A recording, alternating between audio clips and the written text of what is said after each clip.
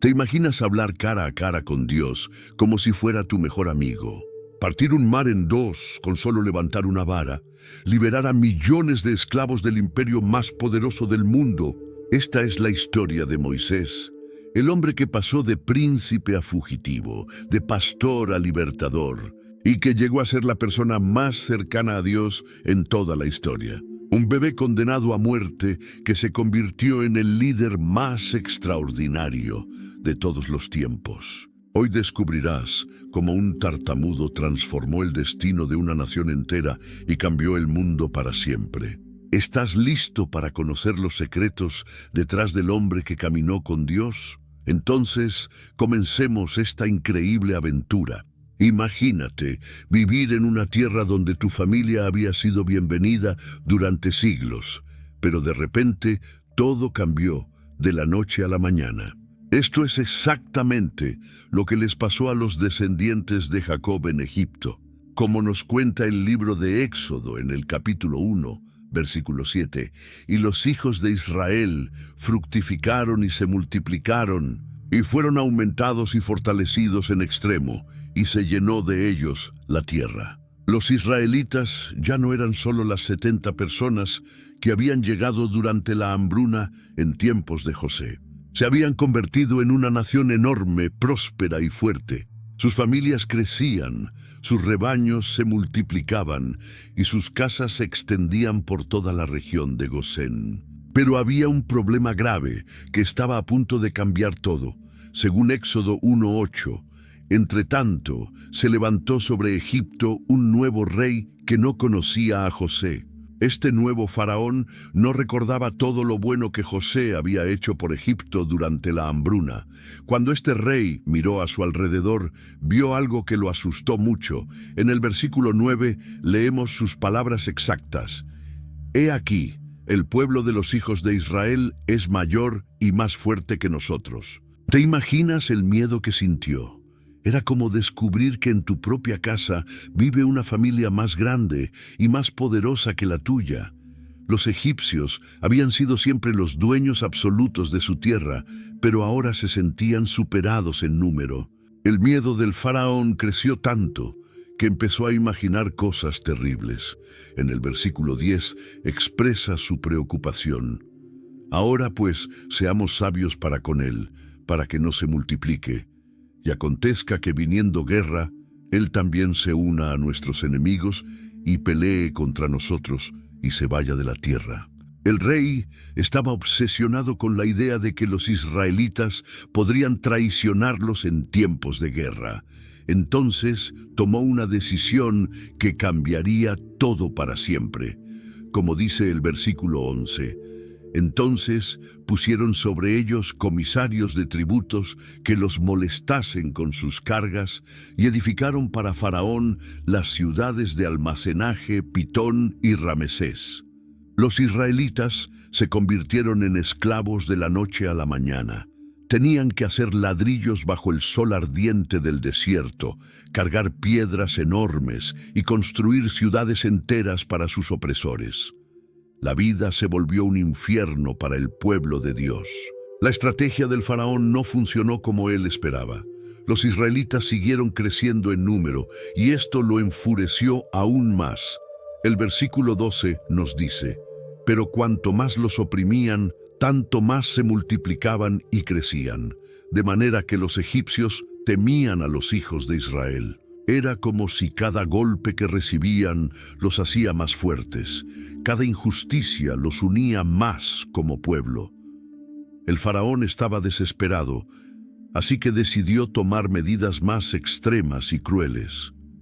Primero llamó a las parteras hebreas, las mujeres encargadas de ayudar en los partos. Sus nombres eran Sifra y Fúa, y el faraón les dio una orden que helaría la sangre a cualquier persona normal, como registra Éxodo 1:16, y les dijo, «Cuando asistáis a las hebreas en sus partos y veáis el sexo, si es hijo, matadlo, y si es hija, dejadla vivir». ¿Puedes creer eso?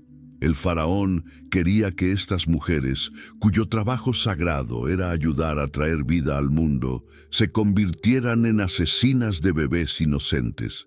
Les estaba pidiendo que traicionaran todo lo que representaban como mujeres y como seres humanos. Pero estas parteras eran mujeres valientes que tenían algo más importante que el miedo: fe en Dios. El versículo 17 nos dice: pero las parteras temieron a Dios y no hicieron como les mandó el rey de Egipto, sino que preservaron la vida a los niños. Cuando el faraón se enteró de que las parteras no le obedecían, se puso furioso. Las mandó llamar y les preguntó por qué no habían cumplido sus órdenes. Pero ellas tenían una respuesta inteligente, como registra el versículo 19. Y las parteras respondieron a Faraón: porque las mujeres hebreas no son como las egipcias, pues son robustas y dan a luz antes que la partera venga a ellas. Entonces el faraón tomó una decisión que helaría la sangre de cualquier padre o madre. Según Éxodo 1:22. Entonces Faraón mandó a todo su pueblo diciendo: echad al río a todo hijo que nazca, y a toda hija preservad la vida. Esta orden no era solo para soldados o funcionarios del gobierno, era para todo el pueblo egipcio. Vecinos, comerciantes, trabajadores, todos tenían que convertirse en espías y asesinos. Cualquier persona que viera a un bebé hebreo varón tenía que arrojarlo inmediatamente al río Nilo.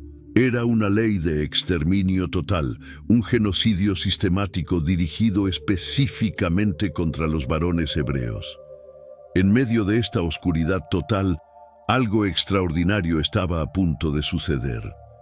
En la tribu de Leví, conocida por su dedicación a Dios, vivía un matrimonio que no se imaginaba el papel que estaba a punto de jugar en la historia.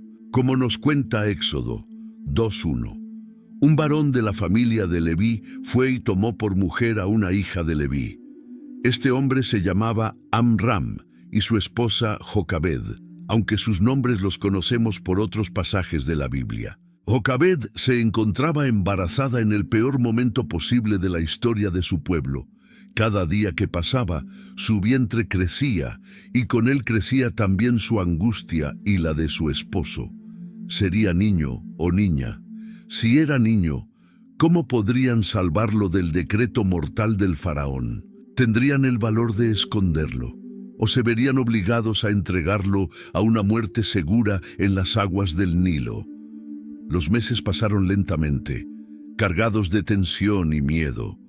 Jocabed y Amram probablemente oraron día y noche, pidiendo a Dios que les diera una niña, o que si era niño, les mostrara una manera de salvarlo. Otras familias de su vecindario habían perdido ya a sus bebés varones. Los llantos de las madres se escuchaban por las noches, y el silencio de los días era ensordecedor. Cuando llegó el momento del parto, Jocabed dio a luz en secreto, probablemente ayudada solo por su esposo y tal vez alguna mujer de confianza. El versículo 2 nos revela lo que pasó. La mujer concibió y dio a luz un hijo, y viéndole que era hermoso, le tuvo escondido 3 meses. Era un varón. Según la ley del faraón, este bebé debía morir. Pero cuando Jocabed lo vio, algo especial pasó en su corazón. La Biblia dice que era hermoso, pero esta palabra en hebreo significa mucho más que solo apariencia física.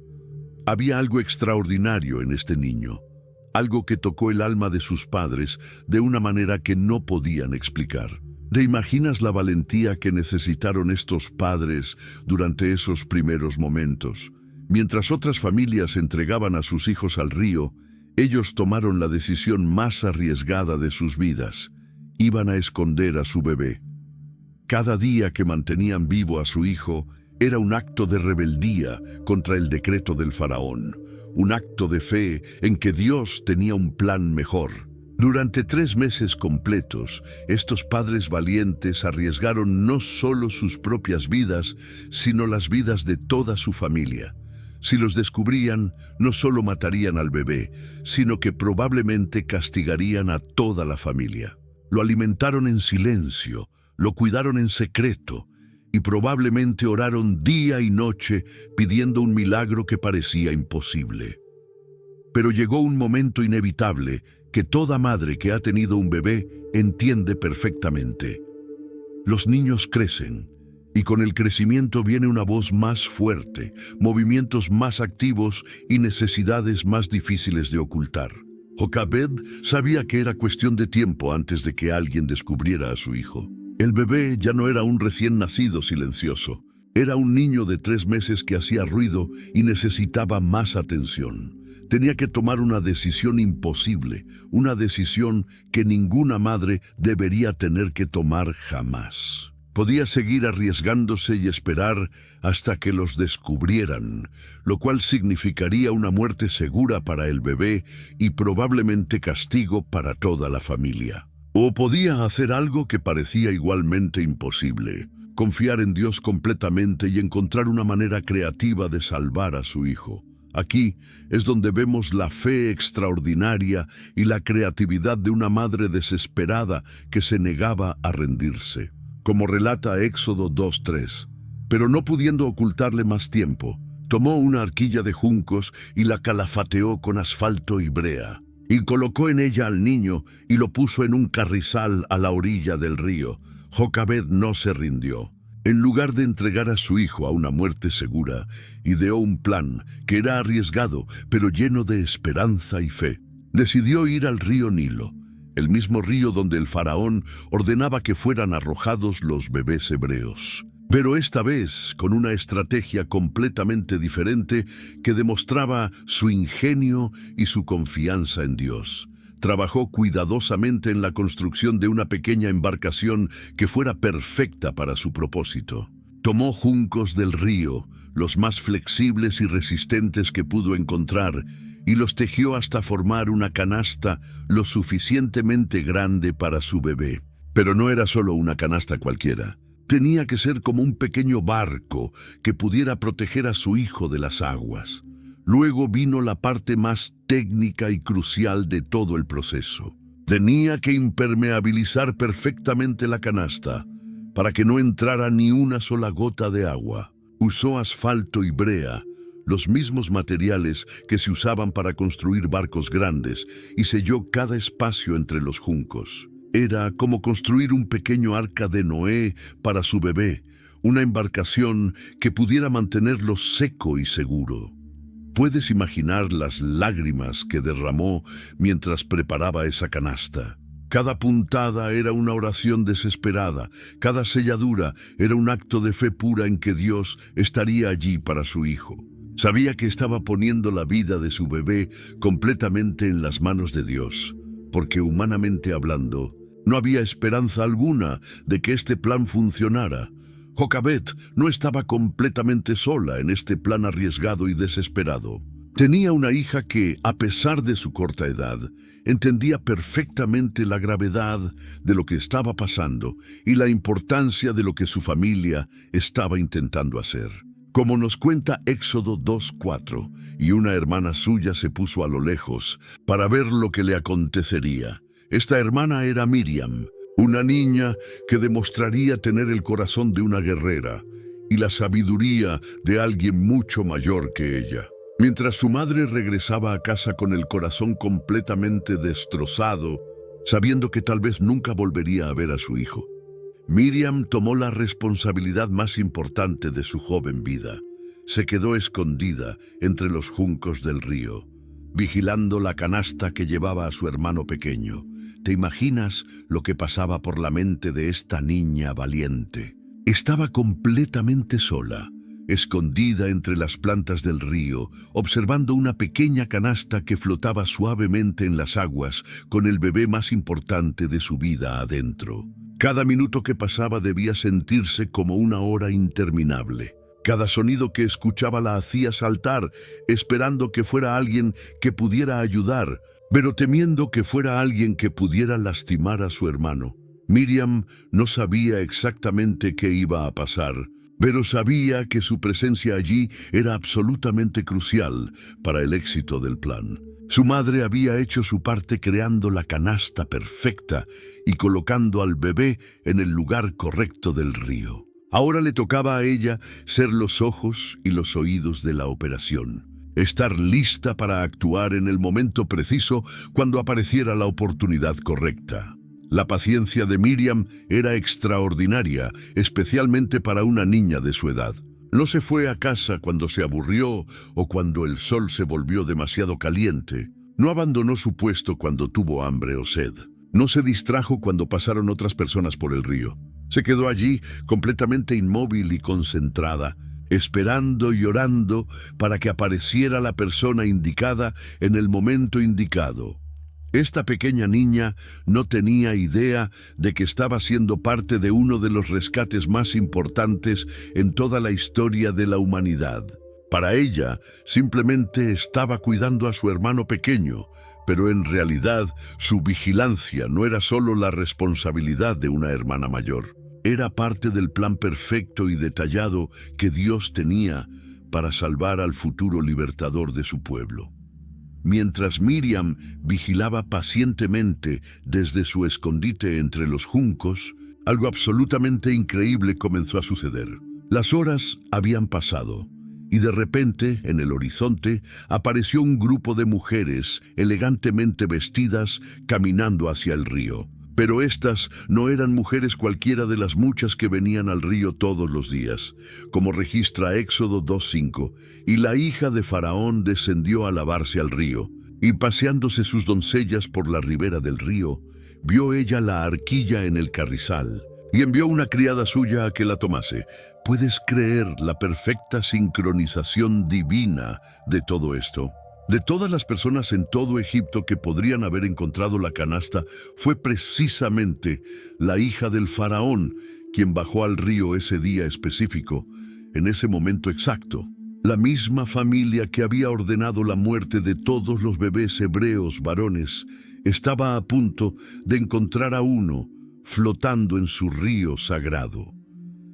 La princesa egipcia había venido al río Nilo para bañarse, algo que era normal y rutinario en esa época, especialmente para la realeza que tenía acceso a las mejores partes del río. Venía acompañada de sus sirvientas y doncellas, como era costumbre para alguien de su posición. Mientras caminaba elegantemente por la orilla con sus acompañantes, algo completamente inesperado llamó su atención entre los juncos. Era una canasta que definitivamente no debería estar allí, flotando suavemente en las aguas sagradas del Nilo.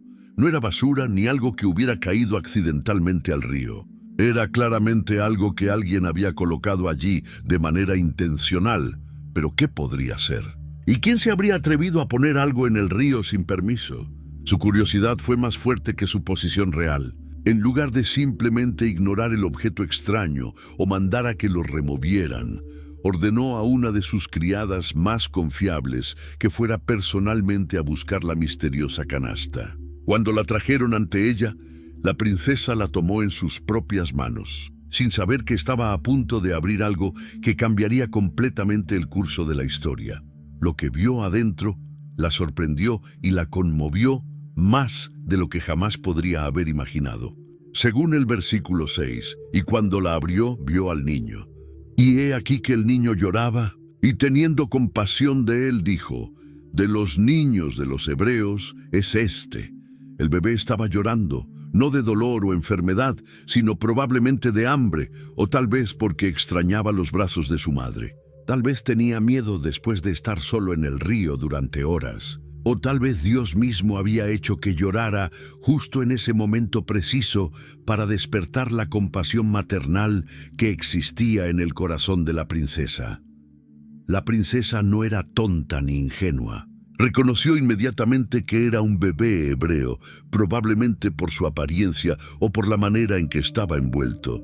Sabía exactamente lo que significaba encontrar un bebé hebreo en el río. Conocía perfectamente el decreto de muerte de su padre. Sabía que según la ley egipcia, este niño debería estar muerto. Mientras la princesa sostenía delicadamente al bebé que lloraba, tratando de calmarlo con la ternura natural que despiertan los niños pequeños, Miriam observaba toda la escena desde su escondite entre los juncos. Este era exactamente el momento que había estado esperando durante horas, pero también era el momento más peligroso de todo el plan. ¿Qué haría exactamente la princesa con su hermano pequeño? ¿Lo entregaría a los guardias para que cumplieran la ley de su padre? ¿Lo adoptaría pero lo confiaría a nodrizas egipcias que no sabrían cómo cuidarlo adecuadamente? ¿O simplemente lo devolvería al río para que muriera como ordenaba la ley? Pero Miriam era una niña extraordinaria y en ese momento crucial de toda la operación demostró una valentía y una inteligencia que eran absolutamente increíbles para alguien de su edad. Como nos cuenta Éxodo 2:7, entonces su hermana dijo a la hija de Faraón: «Iré a llamarte una nodriza de las hebreas para que te críe este niño». ¿Puedes imaginar el tremendo valor que necesitó esta pequeña niña para salir voluntariamente de su escondite seguro y acercarse directamente a la hija del faraón? Era una niña hebrea, de una familia de esclavos oprimidos, acercándose sin invitación a la realeza egipcia más poderosa. En circunstancias normales, esto podría haberle costado no solo la vida a ella, sino castigo para toda su familia. Pero Miriam había observado cuidadosamente y había visto algo crucial en los ojos de la princesa cuando miró al bebé. Había reconocido la compasión genuina, el instinto maternal que había despertado, la ternura con la que sostenía al niño. Era exactamente el momento perfecto para actuar, y ella lo sabía. Su propuesta era absolutamente brillante en su simplicidad y lógica. En lugar de que la princesa intentara cuidar al bebé ella misma, sin tener experiencia con niños hebreos, sin saber qué necesitaba específicamente o cómo alimentarlo adecuadamente, ¿por qué no conseguir una nodriza hebrea que supiera exactamente qué hacer? La pregunta de Miriam no era solo práctica, era estratégicamente perfecta. Las mujeres hebreas conocían mejor que nadie cómo cuidar a los bebés hebreos. Conocían sus necesidades específicas, sus costumbres, su alimentación, todo lo que requería un niño de esa edad y origen. Era la propuesta más lógica y sensata del mundo, presentada en el momento perfecto. La respuesta de la princesa fue exactamente lo que Miriam había esperado y orado que fuera. Según el versículo 8, y la hija de Faraón respondió: «Ve». Entonces fue la doncella y llamó a la madre del niño. La princesa dijo que sí inmediatamente. No solo eso, sino que le pidió específicamente a Miriam que fuera personalmente a buscar a la nodriza apropiada. Miriam corrió como nunca había corrido en toda su vida. Su corazón estaba lleno de una mezcla increíble de emoción, gratitud y alivio. Lo que pasó después fue tan extraordinario que parece completamente sacado de una película, excepto que esta historia es completamente real y está registrada en la palabra de Dios. Miriam corrió a toda velocidad a buscar a la nodriza hebrea que la princesa había solicitado, pero no a cualquier mujer del vecindario que pudiera alimentar a un bebé. Fue directamente por su propia madre, Jocabed, la mujer que había dado a luz a ese mismo bebé apenas unas horas antes, la mujer que había llorado al colocarlo en la canasta, la mujer que había estado orando desesperadamente para que Dios protegiera a su hijo. ¿Te imaginas la emoción absoluta de esa reunión cuando Miriam llegó corriendo a casa con las noticias increíbles? Cuando Jocabed llegó ante la princesa acompañando a Miriam de vuelta al río, su corazón debía estar latiendo tan fuerte que probablemente pensó que se le saldría del pecho. Allí estaba su propio hijo, el bebé que había puesto en una canasta con las manos temblorosas apenas unas horas antes, ahora seguro en los brazos protectores de la hija del faraón. La conversación que siguió fue simple, pero cambió todo para siempre. Como relata Éxodo 2:9, y la hija de Faraón le dijo: «Lleva este niño y críamelo, y yo te lo pagaré». Y la mujer tomó al niño y lo crió. Esto era absolutamente increíble e imposible desde cualquier perspectiva humana. No solo habían logrado salvar al bebé de una muerte completamente segura, sino que ahora la misma princesa egipcia, la hija del mismísimo faraón que había ordenado la muerte de todos los bebés hebreos, le estaba pidiendo oficialmente a la madre biológica del niño que lo cuidara y además le iba a pagar un salario por hacerlo. Dios había tomado la situación más desesperada e imposible y la había convertido en el milagro más perfecto que esta familia podría haber imaginado jamás. No solo habían salvado a su hijo, sino que ahora tenían protección oficial, ingresos garantizados y la libertad completa para criarlo según sus propias creencias y tradiciones. Jocabed se llevó a su hijo de vuelta a casa, pero ahora todo era completamente diferente. Ya no tenía que esconderlo en las sombras con miedo constante de ser descubierta. Ya no tenía que vivir con la ansiedad de que alguien escuchara su llanto. El bebé estaba oficialmente bajo la protección directa de la familia real egipcia, lo cual significaba que cualquiera que intentara hacerle daño estaría desafiando directamente a la princesa. Durante los años siguientes, que probablemente fueron los más felices de su vida, Jocabed crió a su hijo con todo el amor desbordante de una madre que había recuperado a su bebé de la muerte misma. Pero también lo hizo con la sabiduría profunda de alguien que sabía que este niño tenía un destino especial que Dios había comenzado a revelar de manera tan dramática. Le enseñó cuidadosamente sobre el Dios de Abraham, Isaac y Jacob. Le contó las historias de su pueblo, le transmitió la fe que un día él necesitaría para cumplir el propósito para el cual Dios lo había salvado tan milagrosamente.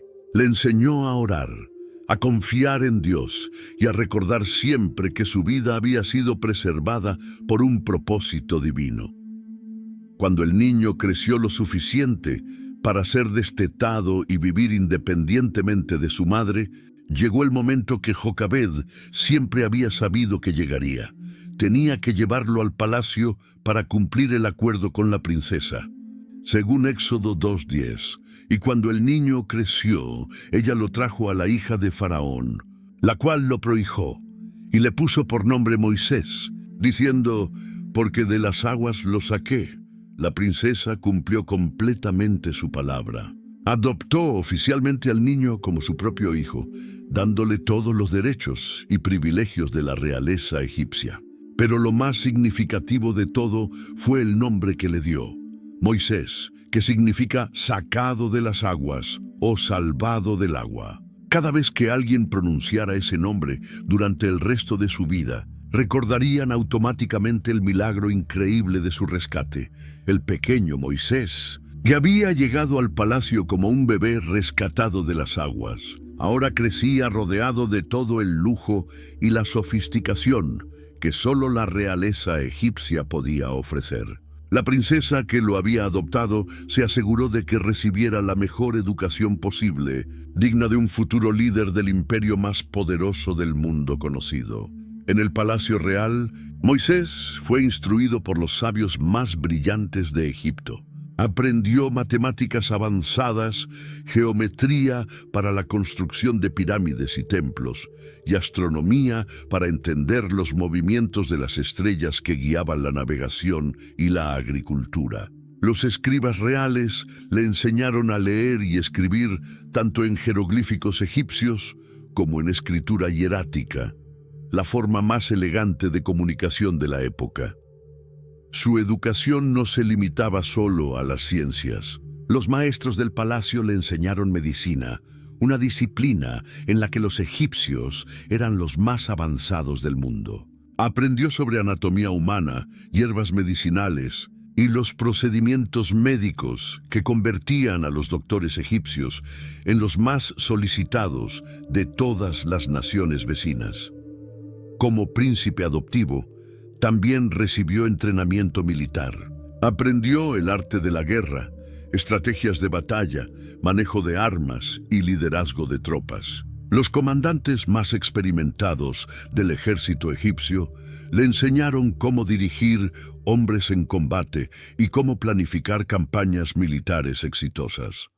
Pero quizás lo más importante de su educación fue el arte de gobernar. Los consejeros del faraón le enseñaron diplomacia, administración del reino, leyes egipcias y cómo manejar los asuntos políticos complejos que surgen cuando se gobierna un imperio tan vasto como Egipto. Moisés creció hablando con fluidez el egipcio de la corte, pero también aprendió otros idiomas de las naciones vecinas. Su mente era brillante y absorbía todo este conocimiento como una esponja. Los tutores del palacio quedaban impresionados con su capacidad de aprendizaje y su sabiduría natural. Durante estos años de formación, Moisés desarrolló una personalidad fuerte y decidida. Tenía acceso a los jardines reales, a las bibliotecas más grandes del mundo y a las conversaciones de los líderes más importantes de la época. Era respetado por los cortesanos y admirado por los sirvientes del palacio. Sin embargo, a pesar de toda esta educación privilegiada y este ambiente de lujo, había algo en el corazón de Moisés que no podía ser silenciado por toda la sabiduría egipcia del mundo. Las semillas que su madre biológica había plantado en sus primeros años de vida habían echado raíces profundas en su alma. A pesar de crecer en el palacio más lujoso del mundo y ser tratado como un verdadero príncipe egipcio, Moisés nunca pudo olvidar completamente sus orígenes. Durante los años más formativos de su vida, cuando Jocabed lo había cuidado como su nodriza oficial, ella había hecho mucho más que simplemente alimentarlo y cuidar de sus necesidades físicas. Jocabed había aprovechado cada momento a solas con su hijo para contarle, en voz baja y con mucho cuidado, las historias de su verdadero pueblo. Le habló del Dios de Abraham, Isaac y Jacob, un Dios muy diferente a los dioses egipcios que adoraban en el palacio. Le contó sobre las promesas que este Dios había hecho a su pueblo y sobre la esperanza de una tierra prometida. Estas conversaciones secretas habían grabado algo profundo en el corazón del pequeño Moisés. Aunque después creció rodeado de las enseñanzas de los dioses egipcios, de sus templos magníficos y sus rituales elaborados, siempre hubo una parte de él que recordaba las palabras suaves de su madre biológica, hablándole de un Dios que no necesitaba estatuas ni templos para ser real. A medida que Moisés crecía y maduraba, esta tensión interna se volvía más fuerte. Por un lado, era un príncipe egipcio educado con todos los privilegios y responsabilidades que eso conllevaba. Por otro lado, había algo en su corazón que lo conectaba con el pueblo hebreo que sufría en esclavitud más allá de los muros del palacio. Los años pasaron y Moisés se convirtió en un joven adulto inteligente, fuerte y bien educado. Tenía todo lo que cualquier persona podría desear: riqueza, posición, respeto y un futuro brillante asegurado en la corte egipcia. Pero había una inquietud en su espíritu que no podía ser calmada por todas las comodidades del palacio. Esta inquietud lo llevaba a hacer preguntas que otros príncipes no hacían. ¿Por qué había tanta diferencia entre la vida en el palacio y la vida fuera de él? ¿Por qué algunos pueblos vivían en esclavitud mientras otros vivían en libertad? ¿Quiénes eran realmente esos hebreos que trabajaban tan duramente en los proyectos de construcción del reino? Gradualmente, Moisés comenzó a entender que él no era simplemente un niño egipcio que había sido adoptado por la princesa. Había algo más en su historia, algo que lo conectaba de manera profunda e inalienable con el pueblo que sufría bajo el yugo egipcio. La verdad sobre su identidad comenzaba a emerger en su conciencia como el amanecer lento pero imparable. Esta toma de conciencia no fue un evento súbito, sino un proceso gradual que se desarrolló a lo largo de varios años. Cada vez que veía a los trabajadores hebreos desde las ventanas del palacio, cada vez que escuchaba referencias despectivas hacia ellos en las conversaciones de la corte, algo en su interior se agitaba de una manera que no podía explicar completamente. Con el paso de los años, La curiosidad de Moisés sobre su verdadero origen y su conexión con el pueblo hebreo se volvió cada vez más fuerte, hasta que finalmente no pudo resistir el impulso de investigar por sí mismo.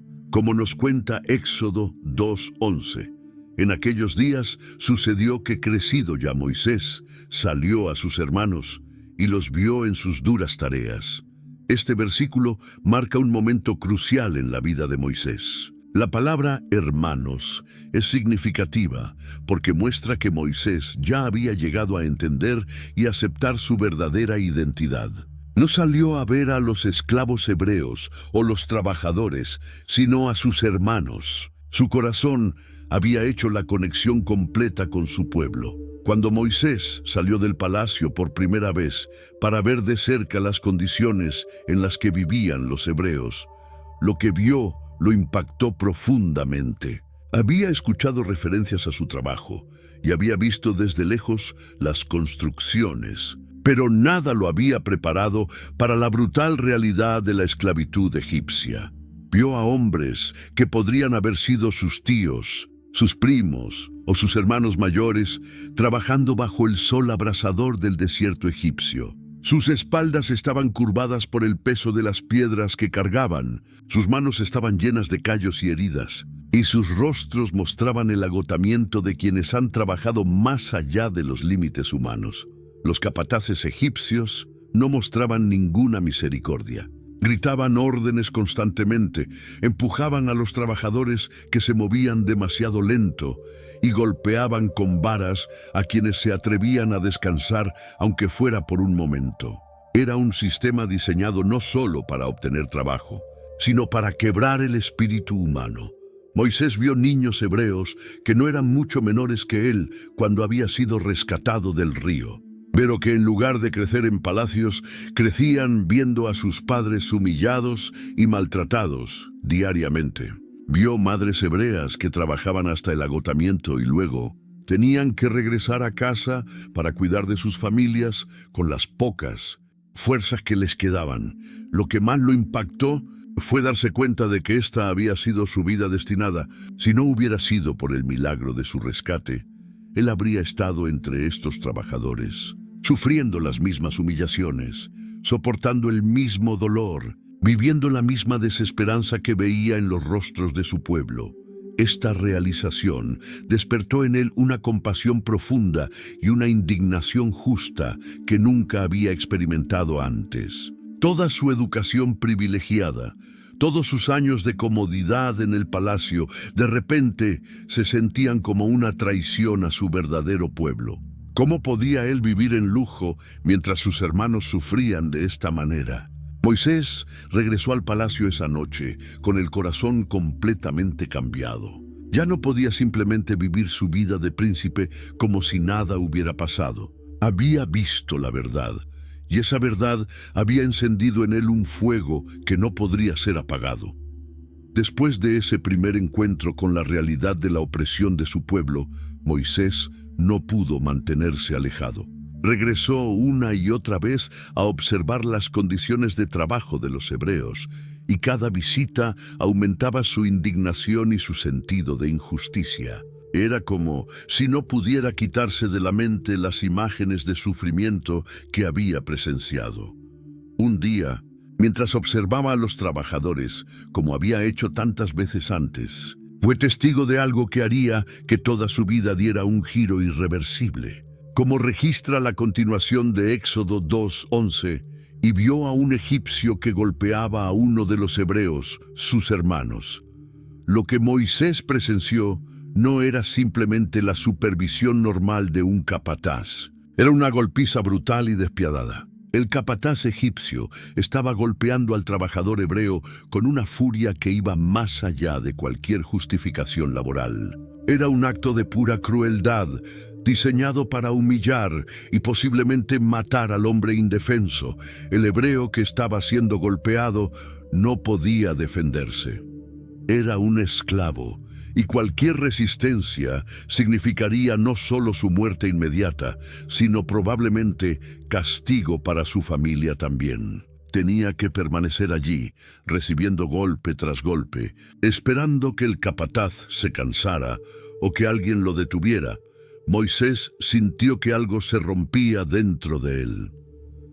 Toda la educación en filosofía y justicia que había recibido en el palacio, todos los principios de liderazgo y protección de los débiles que le habían enseñado, de repente cobraron vida de una manera que nunca había experimentado. No podía quedarse allí parado viendo cómo torturaban a su hermano. El versículo 12 nos cuenta lo que pasó después. Entonces miró a todas partes y viendo que no parecía nadie, mató al egipcio y lo escondió en la arena. Este acto cambió todo para Moisés. En un momento de decisión instantánea, eligió la justicia por encima de la prudencia, la compasión por encima de la conveniencia. La frase miró a todas partes nos muestra que Moisés no actuó completamente sin pensar. Evaluó la situación, vio que no había testigos y entonces tomó una decisión que sabía que tendría consecuencias enormes. No era solo que estaba matando a un egipcio, era que un príncipe adoptivo estaba matando a un ciudadano egipcio por defender a un esclavo hebreo. Después del acto, Moisés escondió el cuerpo en la arena, esperando que nadie descubriera lo que había pasado. Pero en su corazón sabía que había cruzado una línea de la cual no habría vuelta atrás. Ya no era simplemente un príncipe egipcio con simpatías por los hebreos. Se había convertido en alguien que había actuado definitivamente a favor de su pueblo y en contra del sistema egipcio. Esa noche, Moisés regresó al palacio sabiendo que su vida había cambiado para siempre. Había tomado justicia en sus propias manos, y aunque se sentía justificado en haber salvado la vida del hebreo, también sabía que había puesto su propia vida en grave peligro. Al día siguiente, Moisés salió nuevamente, probablemente con la esperanza de que lo que había hecho el día anterior hubiera pasado desapercibido y que pudiera continuar observando y tal vez ayudando a su pueblo de maneras menos dramáticas. Pero lo que encontró ese día lo sorprendió y lo alarmó profundamente, como nos cuenta Éxodo 2:13. Al día siguiente salió y vio a 2 hebreos que reñían. Entonces dijo al que maltrataba al otro: ¿por qué golpeas a tu prójimo? Esta vez no era un egipcio maltratando a un hebreo, sino 2 hebreos peleando entre ellos. Moisés, tal vez sintiendo que tenía algún tipo de autoridad moral después de su acto del día anterior, decidió intervenir como mediador. Su pregunta era razonable y bien intencionada. Como alguien que había arriesgado todo por defender a un hebreo, sentía que tenía el derecho y tal vez la responsabilidad de ayudar a resolver conflictos dentro de su propio pueblo. Después de todo, ¿no deberían los hebreos estar unidos contra sus opresores en lugar de peleando entre ellos? Pero la respuesta que recibió fue como un balde de agua fría que lo despertó bruscamente a una realidad que no había considerado. El versículo 14 registra las palabras exactas del hebreo: ¿quién te ha puesto a ti por príncipe y juez sobre nosotros? ¿Piensas matarme como mataste al egipcio? Estas palabras contenían varias revelaciones devastadoras para Moisés. Primero, su acto del día anterior no había pasado desapercibido como él había esperado. Alguien lo había visto, o el cuerpo había sido descubierto, o la noticia había llegado de alguna otra manera al pueblo hebreo. Segundo, y tal vez más doloroso, era claro que su intervención no había sido recibida con la gratitud que él había esperado. El hebreo no lo veía como un hermano que había arriesgado todo por su pueblo, sino como un extraño que estaba tratando de ejercer autoridad sobre ellos sin haber sido invitado a hacerlo. La pregunta, ¿quién te ha puesto a ti por príncipe y juez sobre nosotros?, era particularmente punzante porque tocaba directamente la identidad conflictiva de Moisés. Para el pueblo hebreo, él seguía siendo el príncipe egipcio que había crecido en el palacio. No importaba que hubiera matado a un egipcio por defender a un hebreo. Seguía siendo visto como un outsider, Moisés se dio cuenta inmediatamente de las implicaciones terribles de lo que acababa de escuchar. Como continúa el versículo 14, entonces Moisés tuvo miedo y dijo: ciertamente esto ha sido descubierto. Si los hebreos sabían lo que había hecho, era solo cuestión de tiempo antes de que la noticia llegara a las autoridades egipcias. Este momento fue un despertar brutal para Moisés. Había imaginado que su acto de justicia sería visto como un primer paso hacia convertirse en un líder de su pueblo. En su lugar, descubrió que no era aceptado completamente ni por los egipcios ni por los hebreos. Era un hombre sin pueblo verdadero, atrapado entre dos mundos. La realidad de su situación comenzó a asentarse en su mente. No solo había cometido un crimen que podría costarle la vida, sino que había destruido cualquier posibilidad de trabajar dentro del sistema egipcio para ayudar a su pueblo. Y aparentemente, su pueblo no lo quería como líder de ninguna manera. La noticia del homicidio no tardó mucho en llegar a los oídos del faraón. En un palacio donde los rumores viajaban rápidamente y donde había espías por todas partes, era imposible mantener un secreto de tal magnitud durante mucho tiempo. Además, la desaparición de un capataz egipcio y el descubrimiento de su cuerpo en la arena inevitablemente iban a llevar a una investigación oficial. Cuando el faraón se enteró de lo que había hecho su hijo adoptivo, su reacción fue de furia absoluta e incredulidad. Como nos dice Éxodo 2:15, oyendo Faraón acerca de este hecho, procuró matar a Moisés. No hubo dudas, no hubo un juicio, no hubo consideración por los años que Moisés había vivido como parte de la familia real. La orden fue simple y directa. Moisés tenía que morir. La traición que sintió el faraón era profunda y personal. Había criado a Moisés como a su propio nieto, le había dado la mejor educación posible, le había abierto las puertas a una vida de privilegio y poder. Y Moisés había usado toda esa educación y posición para matar a un egipcio en defensa de los mismos esclavos que el faraón consideraba una amenaza para su reino. Desde la perspectiva del faraón, esto no era simplemente un crimen, era una traición a todo lo que Egipto representaba. Moisés había demostrado que, a pesar de todos los años de crianza egipcia, su lealtad definitiva estaba con los hebreos. Esto confirmaba todos los temores del faraón sobre la imposibilidad de confiar en este pueblo extranjero. La orden de muerte también enviaba un mensaje claro a cualquiera que pudiera estar considerando acciones similares. No importaba qué tan alto fuera tu estatus, no importaba qué tan cerca estuvieras de la familia real. Si traicionabas a Egipto defendiendo a los hebreos, pagarías con tu vida. Para Moisés, esta orden de muerte significaba que todo lo que había conocido y valorado en su vida hasta ese momento había llegado a su fin. El palacio que había sido su hogar, las personas que había considerado su familia, la posición que había ocupado, los privilegios de los que había disfrutado. Todo eso desapareció en un instante, pero tal vez lo más devastador era la realización de que no había vuelta atrás. No podía disculparse y volver a su vida anterior. No podía explicar sus motivaciones y esperar comprensión. Había tomado una decisión que lo ponía irrevocablemente en oposición al sistema que lo había criado. La velocidad con la cual el faraón emitió la orden de muerte también mostraba cuán precaria había sido siempre la posición de Moisés. A pesar de todos los años de crianza y educación, en el momento de la crisis, fue tratado no como un miembro de la familia, sino como un enemigo que debía ser eliminado inmediatamente.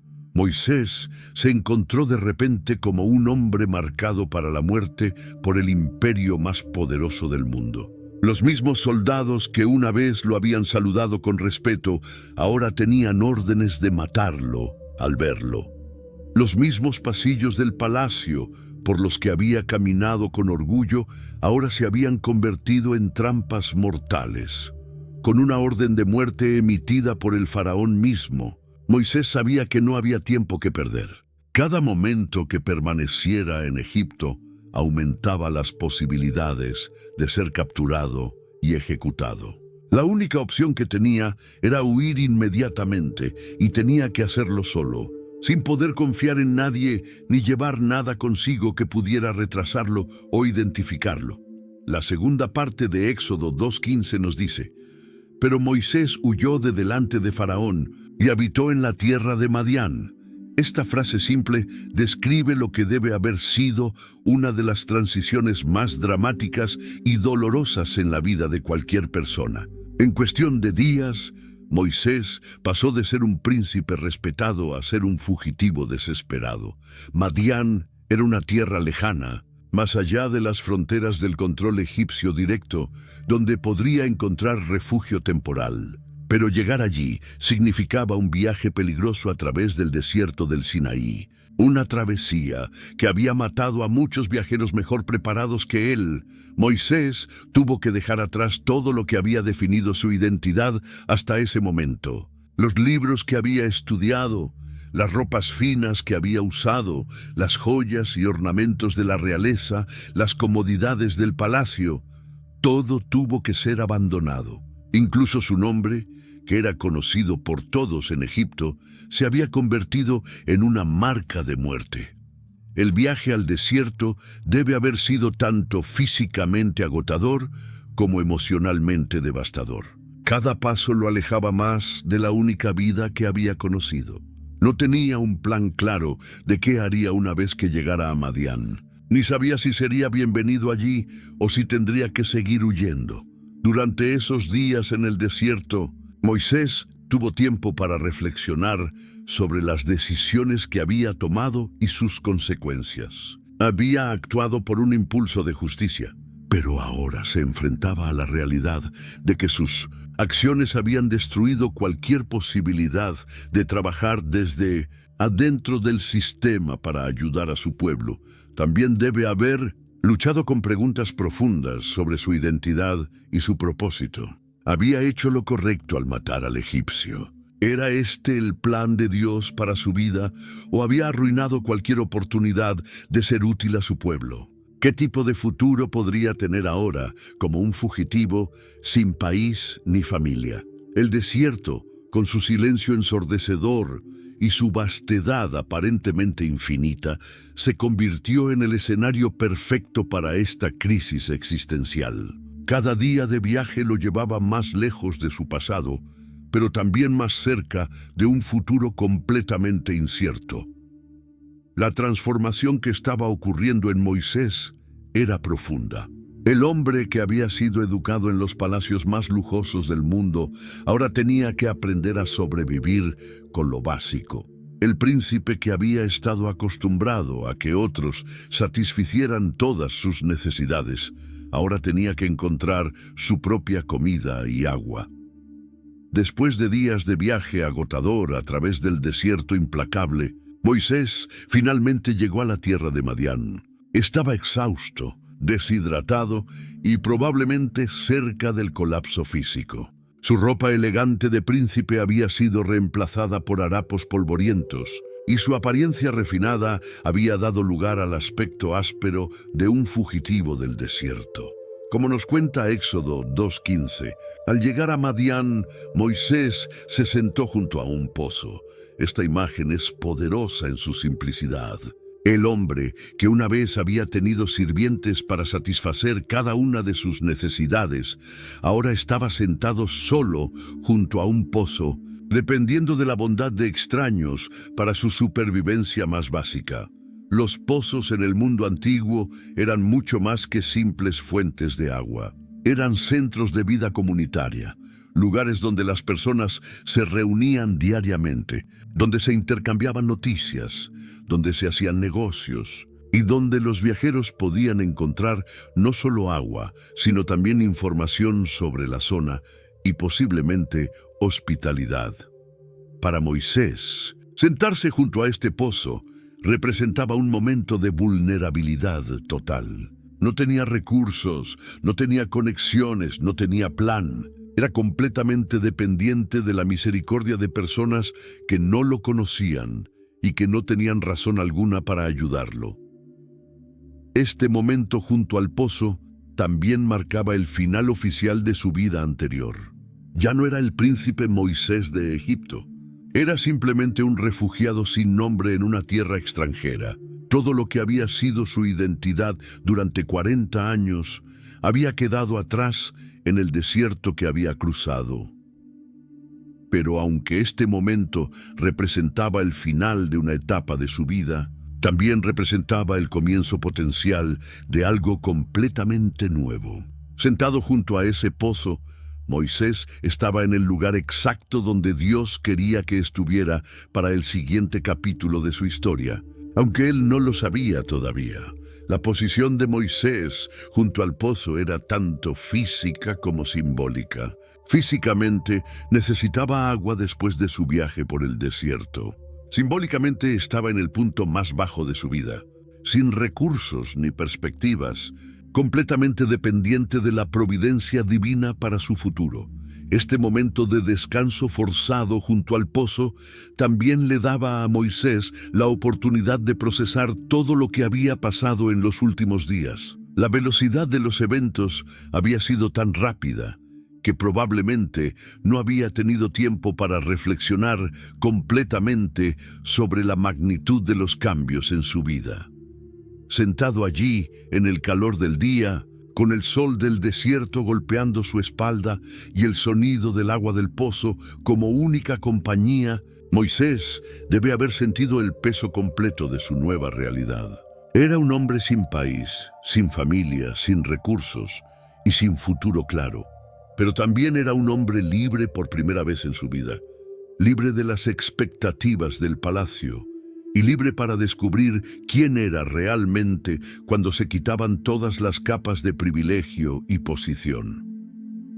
Mientras Moisés descansaba junto al pozo en Madián, agotado por su largo viaje y abrumado por los cambios en su vida, algo inesperado estaba a punto de suceder.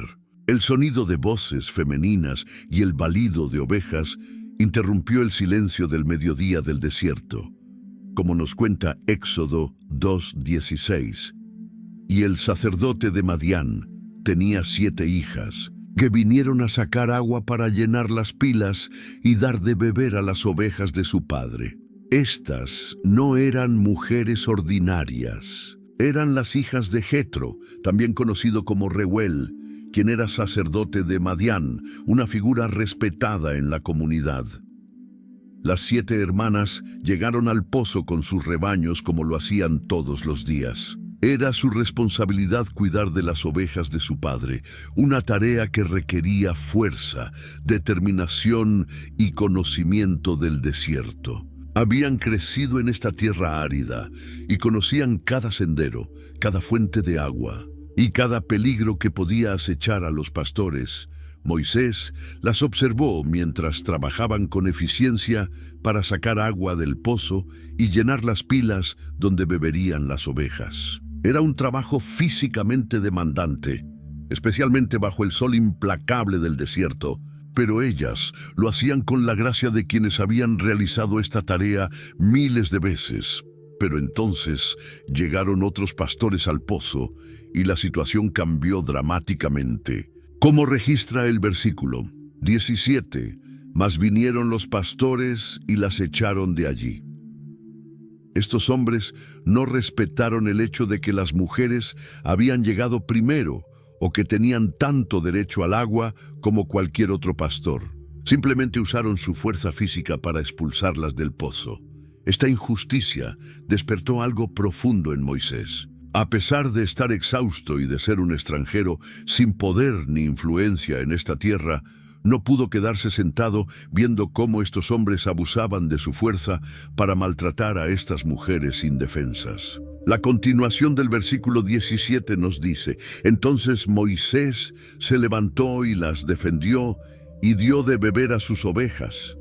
La acción de Moisés fue instantánea y decidida. Se levantó de su lugar de descanso junto al pozo y se interpuso entre los pastores agresivos y las mujeres. Su presencia y su determinación fueron suficientes para hacer que los hombres se retiraran. tal vez sorprendidos por la intervención de este extranjero.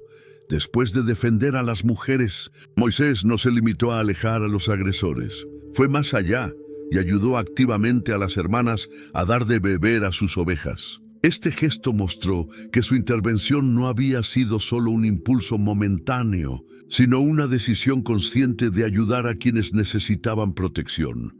Cuando las 7 hermanas llegaron a casa ese día, su padre Jetro inmediatamente notó que habían regresado mucho más temprano de lo usual. Como registra Éxodo 2:18, y volviendo ellas a Reuel su padre, les dijo él: ¿por qué habéis venido hoy tan pronto? La pregunta de Jetro no era casual. Como pastor experimentado, él sabía exactamente cuánto tiempo tomaba normalmente sacar agua para todos los rebaños y dar de beber a las ovejas. El hecho de que sus hijas hubieran regresado tan temprano significaba que algo inusual había ocurrido en el pozo. Las hermanas respondieron con entusiasmo, como nos cuenta el versículo 19, y ellas respondieron: un varón egipcio nos defendió de mano de los pastores, y también nos sacó el agua y dio de beber a las ovejas. Su respuesta reveló 2 cosas importantes. Primero, que había habido problemas con otros pastores, y segundo, que un extranjero egipcio había intervenido para ayudarlas. Jetro, como sacerdote y padre, entendió inmediatamente la importancia de lo que había ocurrido. En una cultura donde la hospitalidad hacia los extranjeros era considerada una virtud sagrada, el hecho de que este egipcio hubiera mostrado tal bondad hacia sus hijas creaba una obligación moral de reciprocidad. Pero más allá del deber cultural, Jetro también reconoció la nobleza del carácter que había mostrado este extranjero. No muchos hombres se habrían arriesgado a confrontar a pastores locales para defender a mujeres extrañas, especialmente siendo él mismo un forastero sin protección en la tierra. La reacción de Jetro fue inmediata y decidida. Como registra el versículo 20, y dijo a sus hijas: ¿y dónde está? ¿Por qué habéis dejado a ese hombre? Llamadle para que coma. Su respuesta mostró no solo gratitud, sino también cierta incredulidad de que sus hijas hubieran dejado al pozo a alguien que había mostrado tal bondad hacia ellas.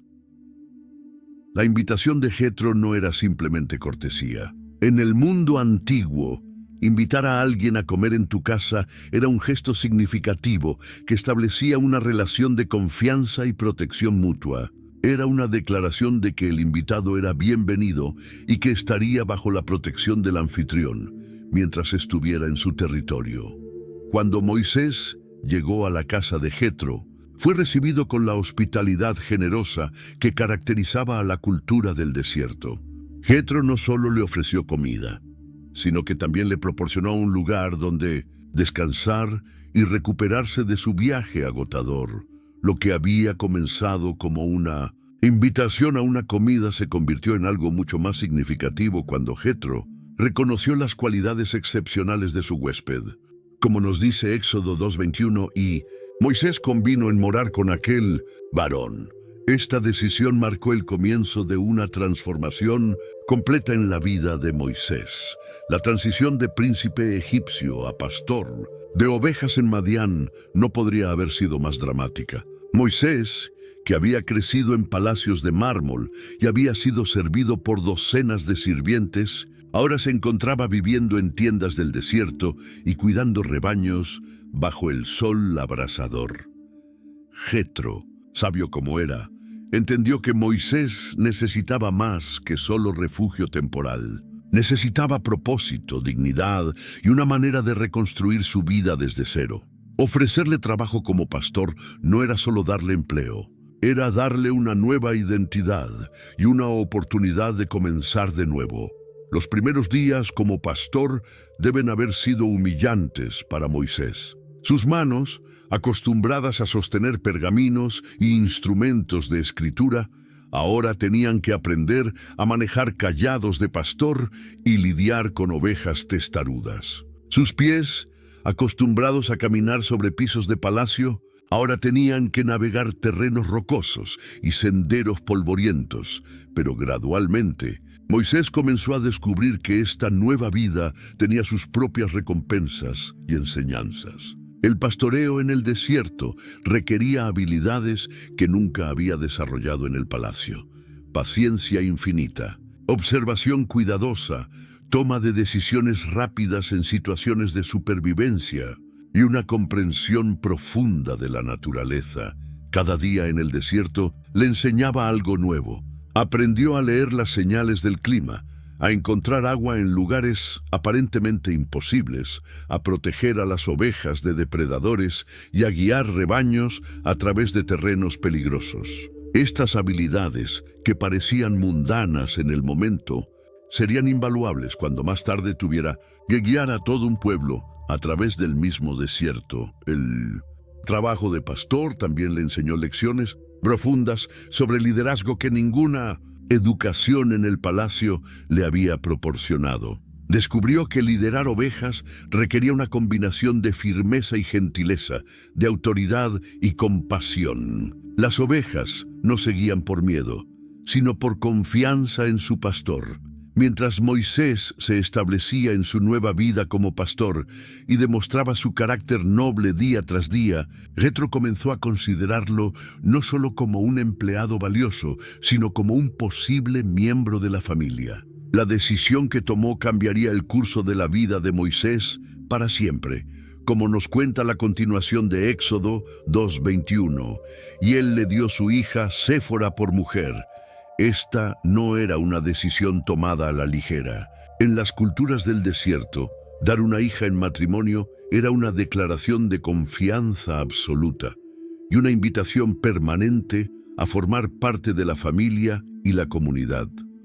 Séfora, una de las 7 hermanas que Moisés había defendido en el pozo, se había convertido en su esposa.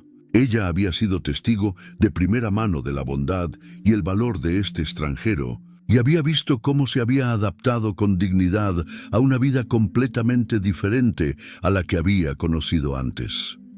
El matrimonio entre Moisés y Séfora representaba la unión de 2 mundos muy diferentes. Él traía consigo la educación y la experiencia de la civilización más avanzada del mundo conocido, mientras que ella aportaba el conocimiento profundo del desierto y las tradiciones de su pueblo. Séfora se convirtió en mucho más que una esposa para Moisés. Se convirtió en su guía, su maestra y su ancla en esta nueva vida. Ella le enseñó los secretos de la supervivencia en el desierto que solo alguien nacido en esa tierra podía conocer. Le mostró dónde encontrar agua en las estaciones secas, qué plantas eran comestibles y cómo leer las señales del clima. Pero más importante aún, Séfora le proporcionó estabilidad emocional en un momento cuando su vida había sido completamente trastornada. Después de perder todo lo que había conocido en Egipto, tener una compañera que lo amara y lo aceptara por quien era realmente fue fundamental para su sanidad interior. El versículo 22 nos dice: y ella le dio a luz un hijo, y él le puso por nombre Gersón, porque dijo: forastero soy en tierra ajena.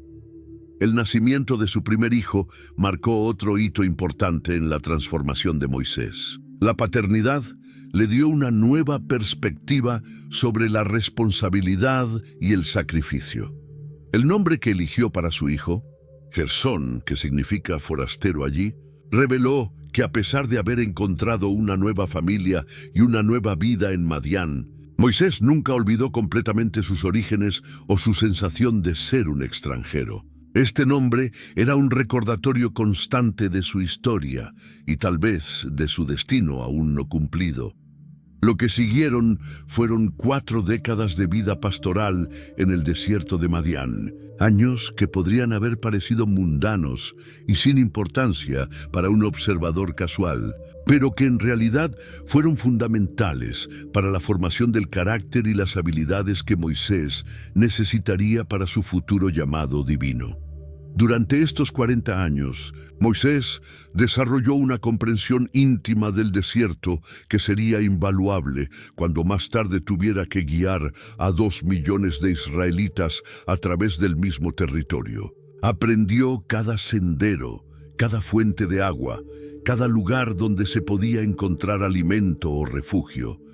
La vida como pastor también le enseñó paciencia de una manera que ninguna educación formal podría haber hecho. Las ovejas no se pueden apurar.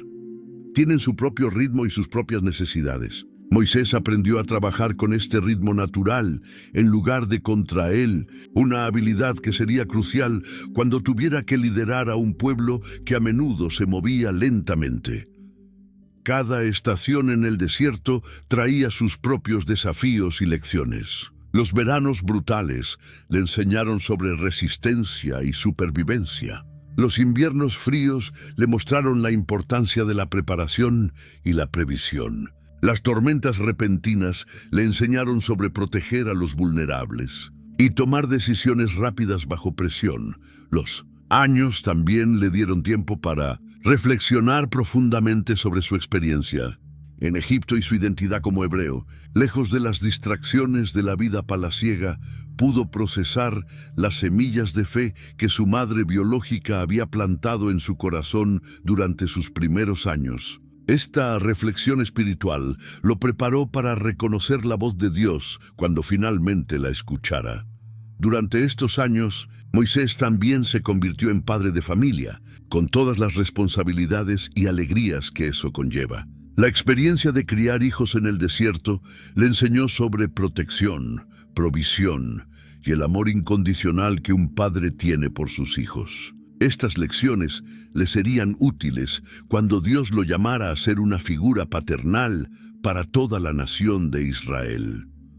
Los 40 años no fueron tiempo perdido, sino tiempo de preparación divina.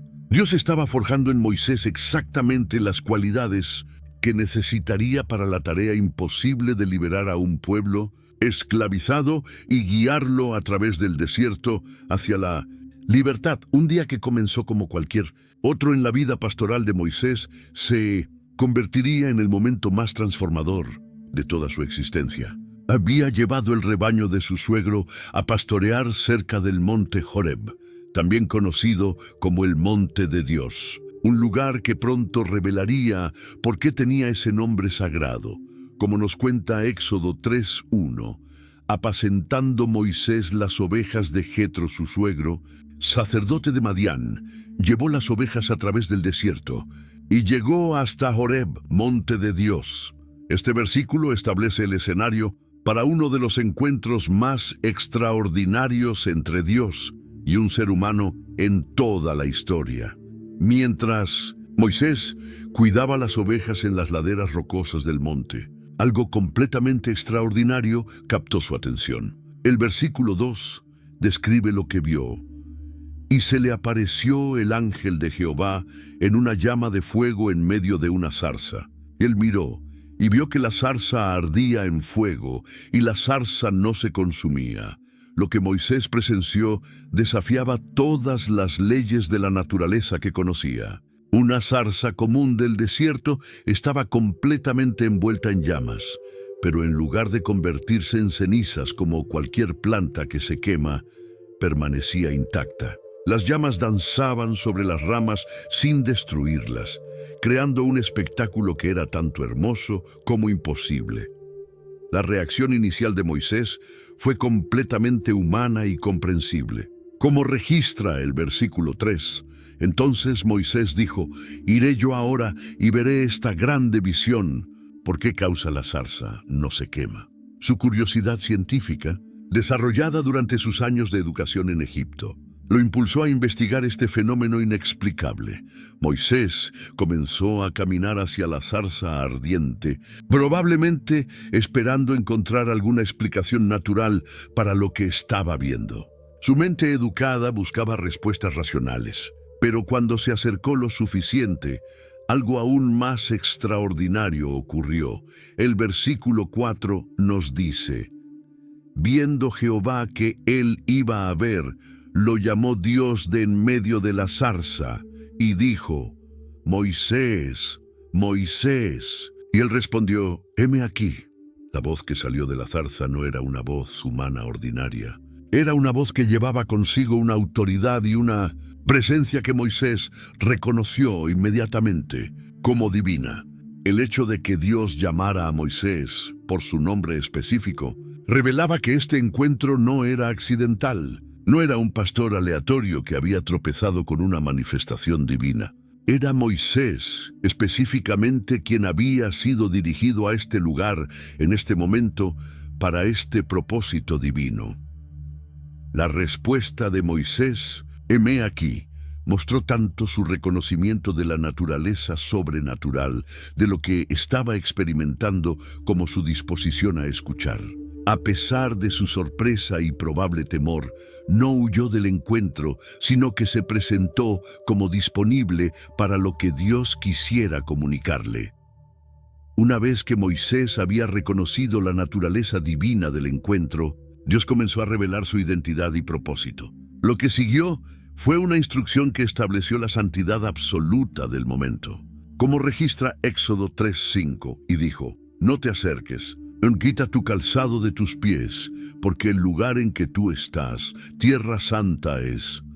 Esta orden de quitarse los zapatos no era simplemente una formalidad religiosa. En las culturas del Medio Oriente, remover el calzado era un signo físico de respeto absoluto y reconocimiento de que uno estaba en presencia de algo sagrado. Era una manera física de reconocer que Moisés estaba entrando en un espacio que había sido transformado por la presencia de Dios. Una vez que Moisés se había quitado el calzado y había reconocido la santidad del lugar, Dios comenzó a revelar su identidad de una manera que conectaría directamente con la herencia que había sido sembrada en el corazón de Moisés durante sus primeros años de vida. Como registra el versículo 6, y dijo: «Yo soy el Dios de tu padre, Dios de Abraham, Dios de Isaac y Dios de Jacob». Entonces Moisés cubrió su rostro porque tuvo miedo de mirar a Dios. Esta declaración no era simplemente una presentación, era una revelación que conectaba a Moisés con toda la historia de su pueblo y las promesas que Dios había hecho a sus antepasados. Al identificarse como el Dios de Abraham, Isaac y Jacob, Dios estaba recordándole a Moisés las historias que su madre biológica le había contado durante sus primeros años. Las semillas de fe que Jocabed había plantado en su corazón décadas atrás de repente, cobraron vida de la manera más dramática posible. La reacción de Moisés de cubrir su rostro mostró su comprensión inmediata de que estaba en la presencia del Dios Todopoderoso. No era simplemente temor humano, era el reconocimiento reverente de un ser finito ante la presencia del infinito. Entonces Dios comenzó a revelar la razón específica por la cual había orquestado este encuentro extraordinario. Como nos dice el versículo 7, dijo luego Jehová: «Bien he visto la aflicción de mi pueblo que está en Egipto, y he oído su clamor a causa de sus exactores, pues he conocido sus angustias». Esta declaración reveló que Dios no había sido un observador pasivo del sufrimiento de los israelitas en Egipto. Había estado viendo, escuchando y conociendo íntimamente cada aspecto de su dolor. Las lágrimas de cada madre, los gritos de cada hombre golpeado, la desesperación de cada familia quebrantada, todo había llegado a los oídos y al corazón de Dios. Pero Dios no se había limitado a observar, tenía un plan para actuar. Como continúa el versículo 8, «Y he descendido para librarlos de mano de los egipcios y sacarlos de aquella tierra a una tierra buena y ancha, a tierra que fluye leche y miel». La promesa de liberación no era vaga o futura, era inmediata y específica. Dios había descendido personalmente para realizar esta liberación y tenía un destino específico en mente, la tierra prometida que fluía leche y miel, la misma tierra que había prometido a Abraham, Isaac y Jacob siglos antes. Entonces vino la parte que cambiaría todo para Moisés. Como registra el versículo 10, ven, por tanto, ahora, y te enviaré a Faraón, para que saques a mi pueblo, los hijos de Israel, de Egipto. Esta no era simplemente una invitación, era una comisión divina. Dios estaba llamando a Moisés a ser su instrumento para la liberación más grande en la historia de la humanidad hasta ese momento. La respuesta inicial de Moisés al llamado divino fue muy humana y comprensible. A pesar de estar en la presencia de Dios mismo, no pudo evitar sentirse completamente inadecuado para la tarea monumental que se le estaba encomendando. Como registra Éxodo 3:11, entonces Moisés respondió a Dios: ¿Quién soy yo para que vaya a Faraón y saque a los hijos de Israel de Egipto? Esta primera objeción reveló la humildad que Moisés había desarrollado durante sus años como pastor. El príncipe orgulloso que una vez había pensado que podía liberar a su pueblo por su propia fuerza, ahora se veía a sí mismo como inadecuado para la tarea. Paradójicamente, esta humildad lo hacía más apto para el liderazgo divino, no menos. Dios respondió a esta primera objeción con una promesa que sería fundamental para todo el ministerio futuro de Moisés. Como dice el versículo 12, y él respondió: Ve, porque yo estaré contigo, y esto te será por señal de que yo te he enviado. Cuando hayas sacado al pueblo de Egipto, serviréis a Dios sobre este monte. La promesa «yo estaré contigo» se convertiría en el fundamento de todo lo que Moisés haría en el futuro. No tendría que depender de su propia sabiduría, fuerza o habilidades. Tendría la presencia constante del Dios Todopoderoso, acompañándolo en cada paso del camino. Pero Moisés tenía más objeciones. Como registra el versículo 13, dijo Moisés a Dios: He aquí que llego yo a los hijos de Israel y les digo: el Dios de vuestros padres me ha enviado a vosotros. Si ellos me preguntaren cuál es su nombre, ¿de qué les responderé?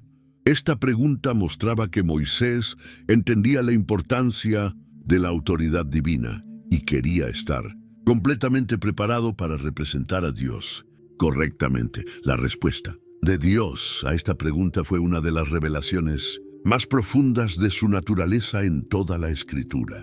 Como registra el versículo 14, y respondió Dios a Moisés: Yo soy el que soy. Y dijo: Así dirás a los hijos de Israel: Yo soy, me envió a vosotros. Este nombre, Yo soy el que soy, revelaba la naturaleza eterna, autoexistente e inmutable de Dios. No era simplemente otro Dios tribal, sino el Creador eterno, que existe por sí mismo y que es la fuente de toda existencia. A pesar de estas revelaciones extraordinarias, Moisés continuó presentando objeciones. En Éxodo 4:1 expresó otra preocupación. Entonces Moisés respondió diciendo: He aquí que no me creerán, ni oirán mi voz, porque dirán: no te ha aparecido Jehová. Para responder a esta objeción, Dios le dio a Moisés señales milagrosas que podría realizar para confirmar su llamado divino. Como registra el versículo 2, y Jehová le dijo: ¿Qué es eso que tienes en tu mano? Y él respondió: una vara. Entonces Dios le mostró cómo su vara de pastor se convertiría en una serpiente y volvería a ser vara. Una señal poderosa de la autoridad divina. La siguiente objeción de Moisés reveló una inseguridad personal profunda.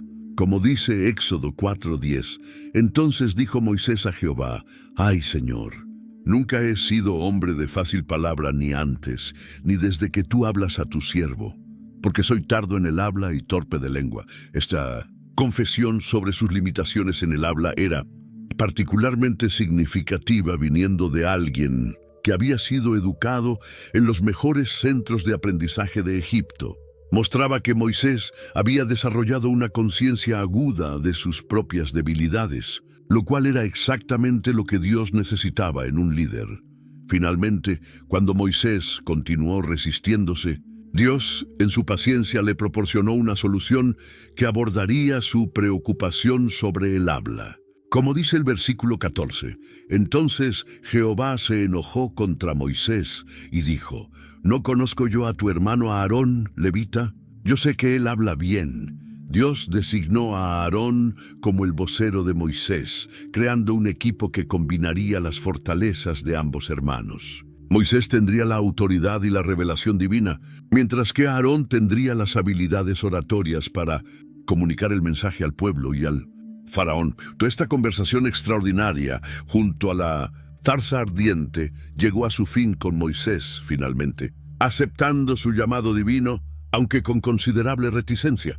Había recibido promesas divinas, señales milagrosas y un compañero para ayudarlo en la tarea. Estaba equipado no solo con poder sobrenatural, sino con la presencia misma de Dios para acompañarlo en cada paso de la misión más importante de la historia humana hasta ese momento.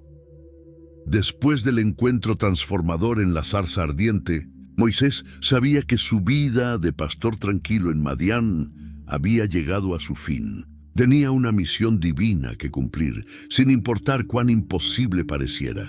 Como nos cuenta Éxodo 4:18, así se fue Moisés y volviendo a su suegro Jetro le dijo, iré ahora y volveré a mis hermanos que están en Egipto para ver si aún viven. Y Jetro dijo a Moisés, ve en paz. La despedida de Jetro fue emotiva pero necesaria. Este hombre sabio que había acogido a Moisés como un refugiado y lo había tratado como un hijo, ahora lo bendecía para que cumpliera su destino. Jetro entendía que algo había cambiado en su yerno, aunque no conocía todos los detalles del encuentro divino. Moisés tomó a su esposa Séfora y a sus hijos para el viaje de regreso a Egipto, como registra el versículo 20. Entonces Moisés tomó su mujer y sus hijos, los puso sobre un asno y volvió a tierra de Egipto. Tomó también Moisés la vara de Dios en su mano, esa vara que una vez había sido simplemente una herramienta de pastor, ahora se había convertido en un instrumento de poder divino.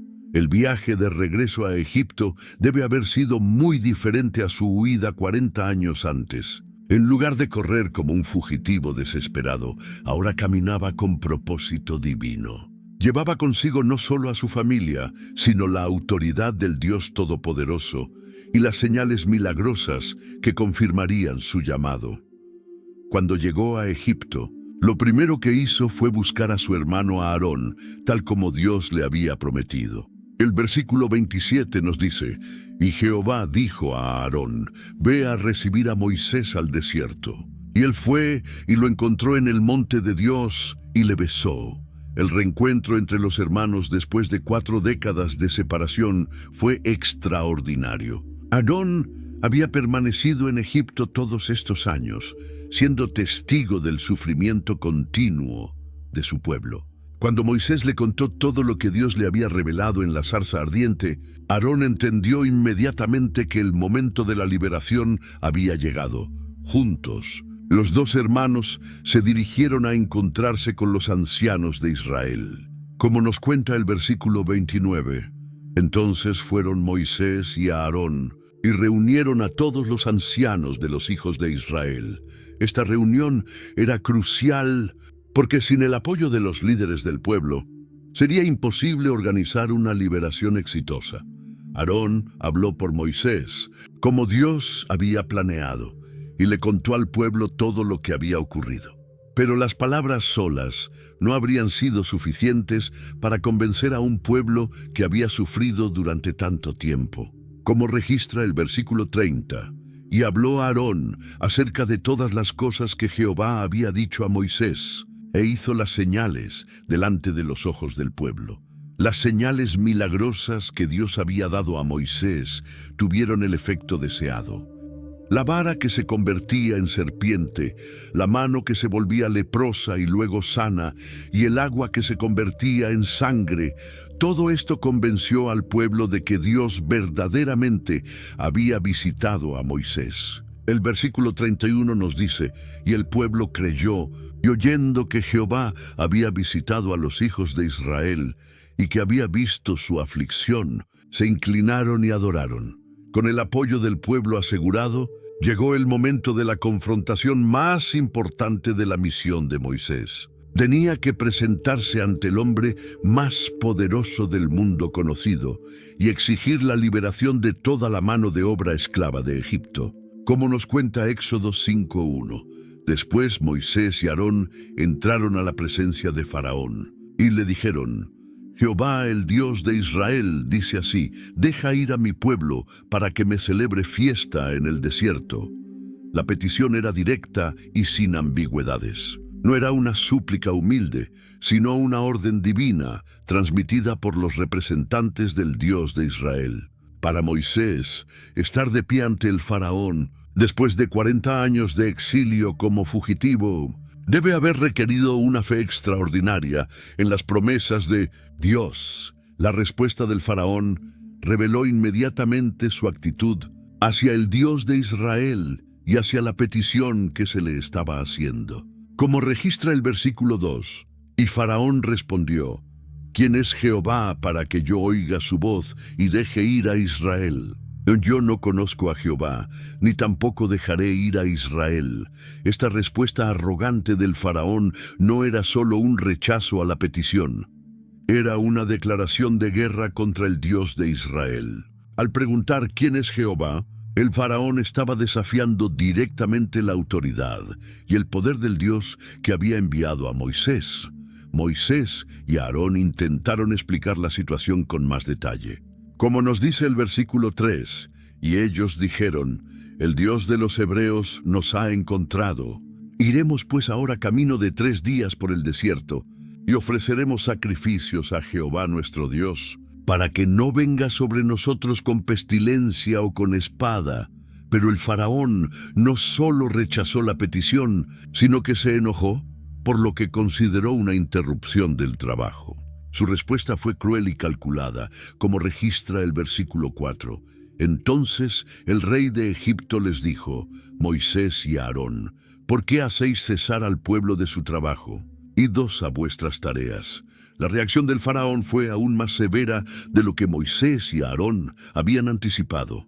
En lugar de considerar la petición, decidió aumentar la opresión sobre los israelitas. Como nos cuenta el versículo 6, y mandó Faraón aquel mismo día a los exactores del pueblo que lo tenían a su cargo y a sus capataces, diciendo, la nueva orden que dio fue diseñada específicamente para castigar a los israelitas por atreverse a pedir su libertad.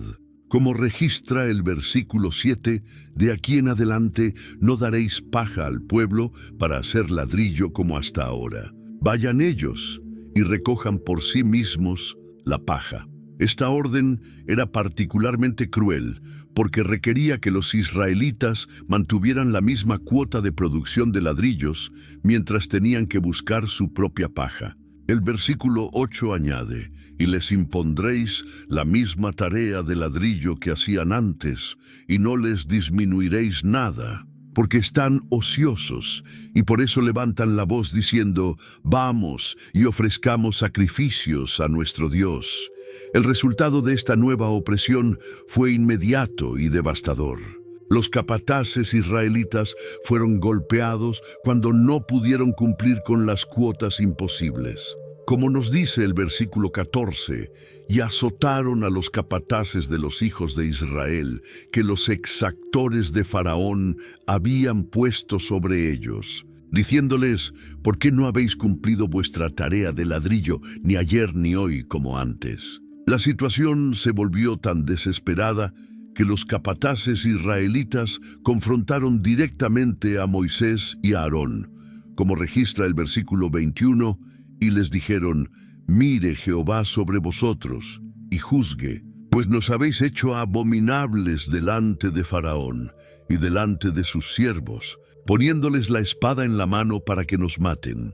Después del fracaso aparente de la primera confrontación con Faraón, Dios le aseguró a Moisés que vería el poder divino desplegado de una manera que ningún egipcio jamás olvidaría. Las plagas que siguieron no fueron eventos aleatorios, sino demostraciones sistemáticas del poder del Dios de Israel sobre los dioses egipcios.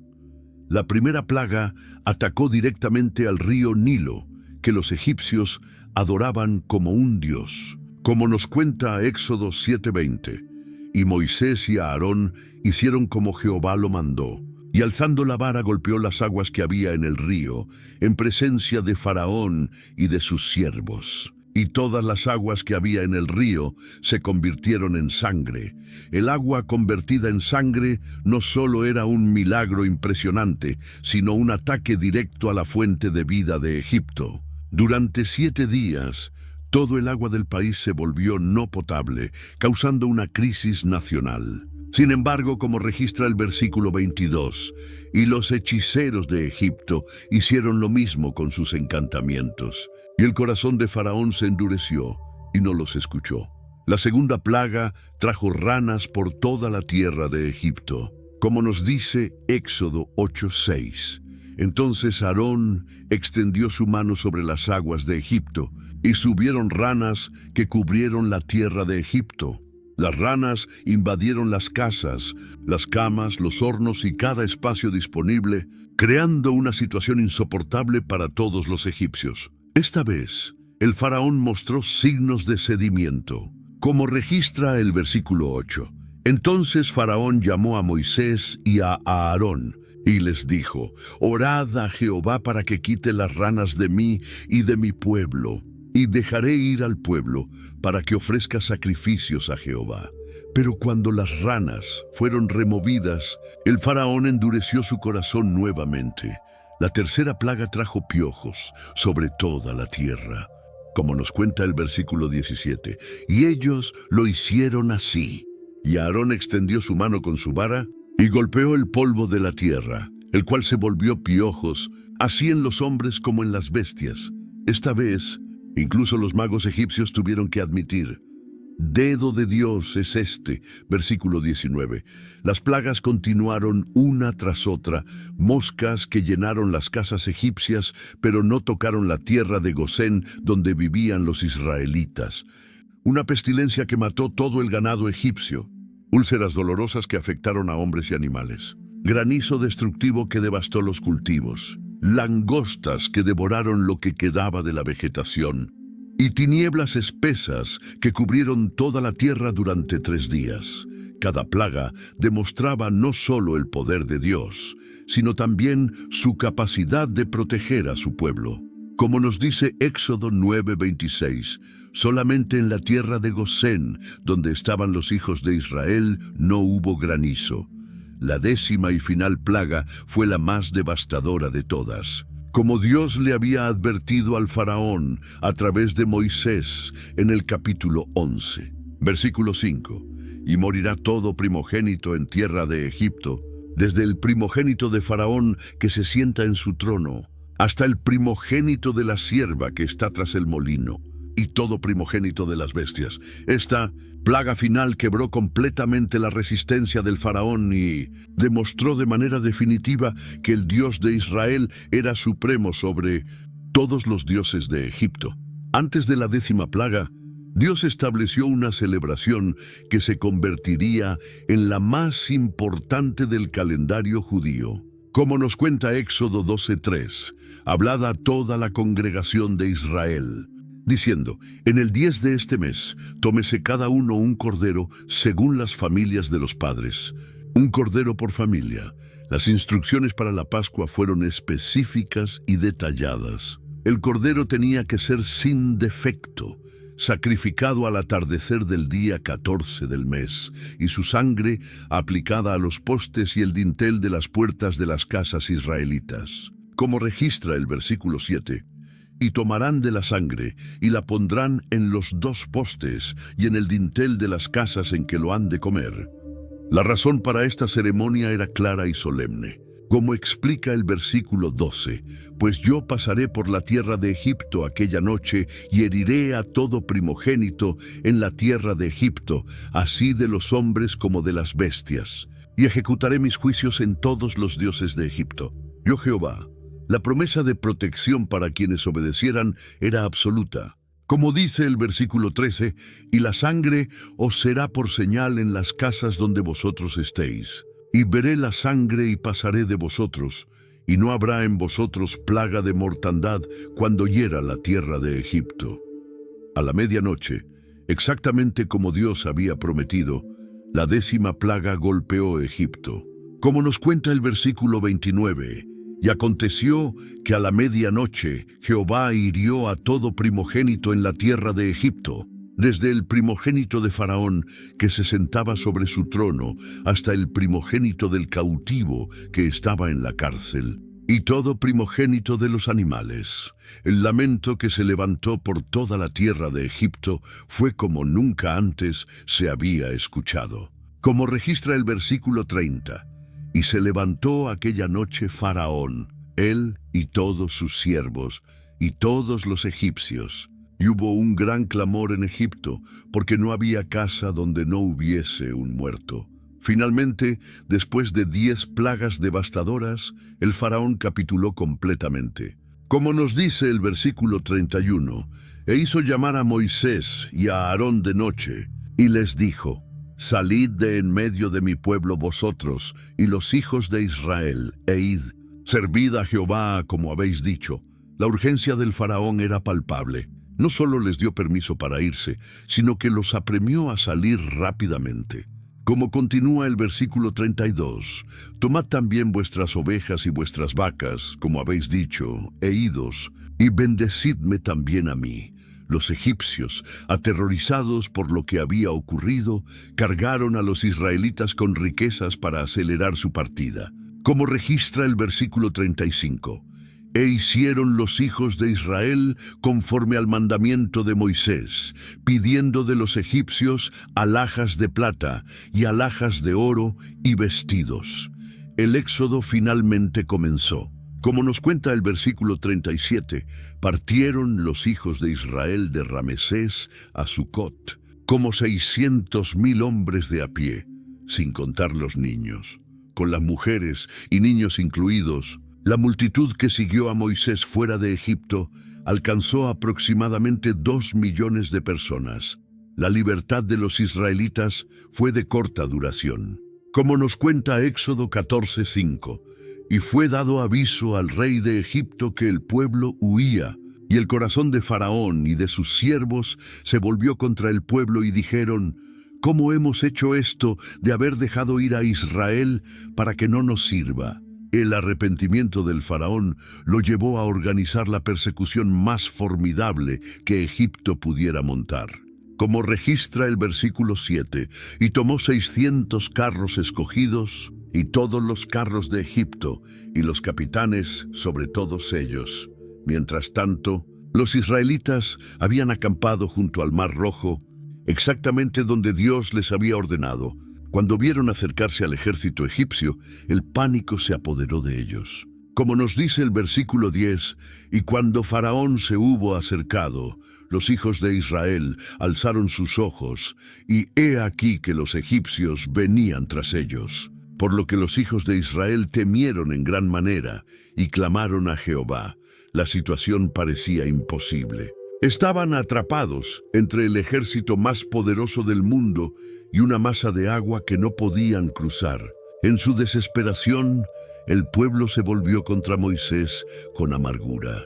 Como registra el versículo 11, y dijeron a Moisés: no había sepulcros en Egipto que nos has sacado para que muramos en el desierto. ¿Por qué has hecho así con nosotros, que nos has sacado de Egipto? Pero Moisés, fortalecido por su fe en las promesas de Dios, respondió con confianza extraordinaria. Como nos cuenta el versículo 13, y Moisés dijo al pueblo: no temáis, estad firmes, y ved la salvación que Jehová hará hoy con vosotros. Porque los egipcios que hoy habéis visto, nunca más para siempre los veréis. Entonces Dios le ordenó a Moisés que actuara. Como registra el versículo 16, y tú alza tu vara, y extiende tu mano sobre el mar, y divídelo, y entren los hijos de Israel por en medio del mar, en seco. Lo que siguió fue el milagro más espectacular en la historia de la liberación de Israel. Como nos cuenta el versículo 21, y extendió Moisés su mano sobre el mar, e hizo Jehová que el mar se retirase por recio viento oriental toda aquella noche. Y volvió el mar en seco, y las aguas quedaron divididas. El milagro no fue solo la división de las aguas, sino la creación de un camino seco por el fondo del mar.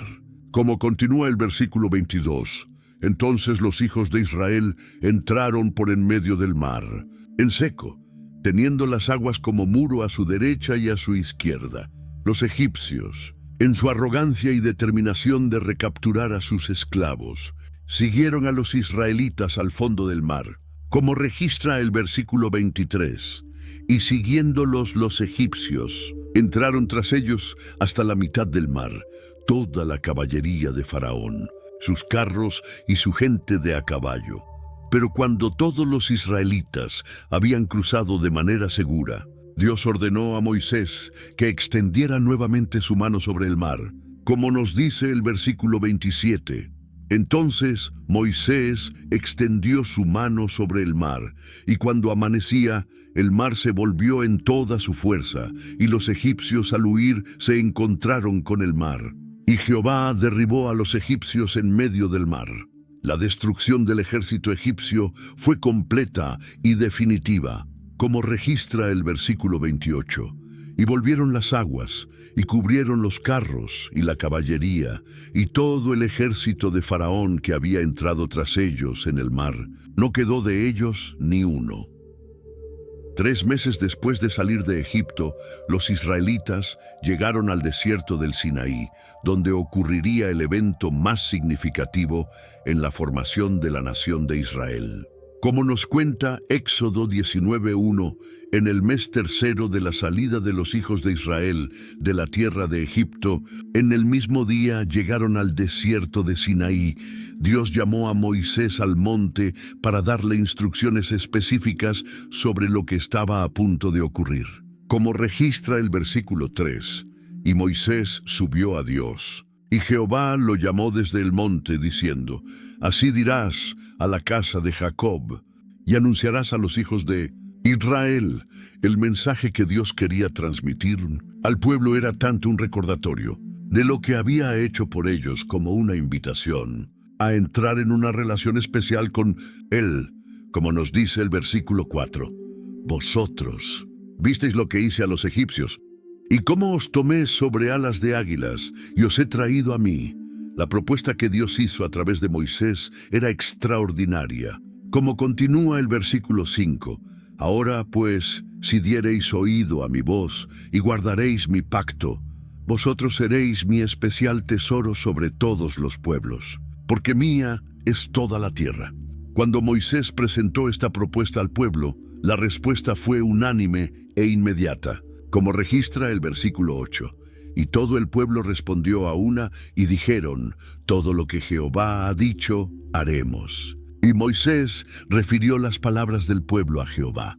Los preparativos para el encuentro divino fueron extensos. El pueblo tuvo que santificarse durante 3 días, lavar sus ropas y establecer límites alrededor del monte para que nadie se acercara inadvertidamente. Como nos cuenta el versículo 12, y señalarás término al pueblo en derredor diciendo, guardaos, no subáis al monte, ni toquéis a su término. Cualquiera que tocare el monte, de seguro morirá. En la mañana del tercer día, la presencia de Dios descendió sobre el monte Sinaí de manera visible y aterradora. Como registra el versículo 16, aconteció al tercer día, cuando vino la mañana, que vinieron truenos y relámpagos, y espesa nube sobre el monte, y sonido de bocina muy fuerte, y se estremeció todo el pueblo que estaba en el campamento. La manifestación de la presencia divina en el Sinaí fue tan intensa que todo el monte tembló. Como nos dice el versículo 18, todo el monte Sinaí humeaba, porque Jehová había descendido sobre él en fuego, y el humo subía como el humo de un horno, y todo el monte se estremecía en gran manera. Fue en este contexto sobrenatural que Dios habló directamente al pueblo los 10 mandamientos, como registra Éxodo 21. Y habló Dios todas estas palabras, diciendo: los mandamientos que siguieron se convertirían en el fundamento moral y espiritual de la civilización occidental. Después de dar los 10 mandamientos, Moisés subió al monte para recibir las leyes detalladas que gobernarían todos los aspectos de la vida israelita. Como nos cuenta Éxodo 24:18, y entró Moisés en medio de la nube y subió al monte. Y estuvo Moisés en el monte 40 días y 40 noches. Durante esos 40 días, Moisés recibió no solo las tablas de piedra escritas por el dedo de Dios, sino también instrucciones detalladas sobre el tabernáculo, el sacerdocio, los sacrificios y las leyes civiles y ceremoniales que regirían la vida de la nación. Mientras Moisés estaba en el monte recibiendo la ley de Dios, ocurrió una crisis devastadora en el campamento israelita. El pueblo, impaciente por la larga ausencia de su líder, convenció a Aarón de que les hiciera un ídolo para adorar. Como nos cuenta Éxodo 32:1, viendo el pueblo que Moisés tardaba en descender del monte, se acercó entonces el pueblo a Aarón y le dijeron: levántate, haznos dioses que vayan delante de nosotros, porque a este Moisés, el varón que nos sacó de la tierra de Egipto, no sabemos qué le haya acontecido. La construcción del becerro de oro fue una traición completa a todo lo que Dios había hecho por ellos. Como registra el versículo 4, y él los tomó de las manos de ellos y lo formó con buril, e hizo de ello un becerro de fundición. Entonces dijeron: Israel, estos son tus dioses, que te sacaron de la tierra de Egipto. Cuando Moisés descendió del monte y vio lo que había ocurrido, su ira fue tan intensa que rompió las tablas de la ley. Como nos dice el versículo 19, y aconteció que cuando llegó él al campamento y vio el becerro y las danzas, se encendió la ira de Moisés, y arrojó las tablas de sus manos y las quebró al pie del monte. La respuesta de Moisés al pecado del pueblo fue rápida y decisiva. Destruyó el becerro de oro, lo molió hasta hacerlo polvo y lo mezcló con agua que obligó al pueblo a beber. Luego organizó una purificación del campamento que resultó en la muerte de aproximadamente 3,000 personas. Pero lo más notable de la respuesta de Moisés fue su intercesión por el pueblo ante Dios. Como registra el versículo 31, entonces volvió Moisés a Jehová y dijo: Te ruego, pues este pueblo ha cometido un gran pecado, porque se hicieron dioses de oro. La oración de intercesión que siguió reveló la profundidad del amor de Moisés por su pueblo y su disposición a sacrificarse por ellos. Como continúa el versículo 32, que perdones ahora su pecado, y si no, ráeme ahora de tu libro que has escrito. Esta intercesión de Moisés se convirtió en el patrón de su ministerio.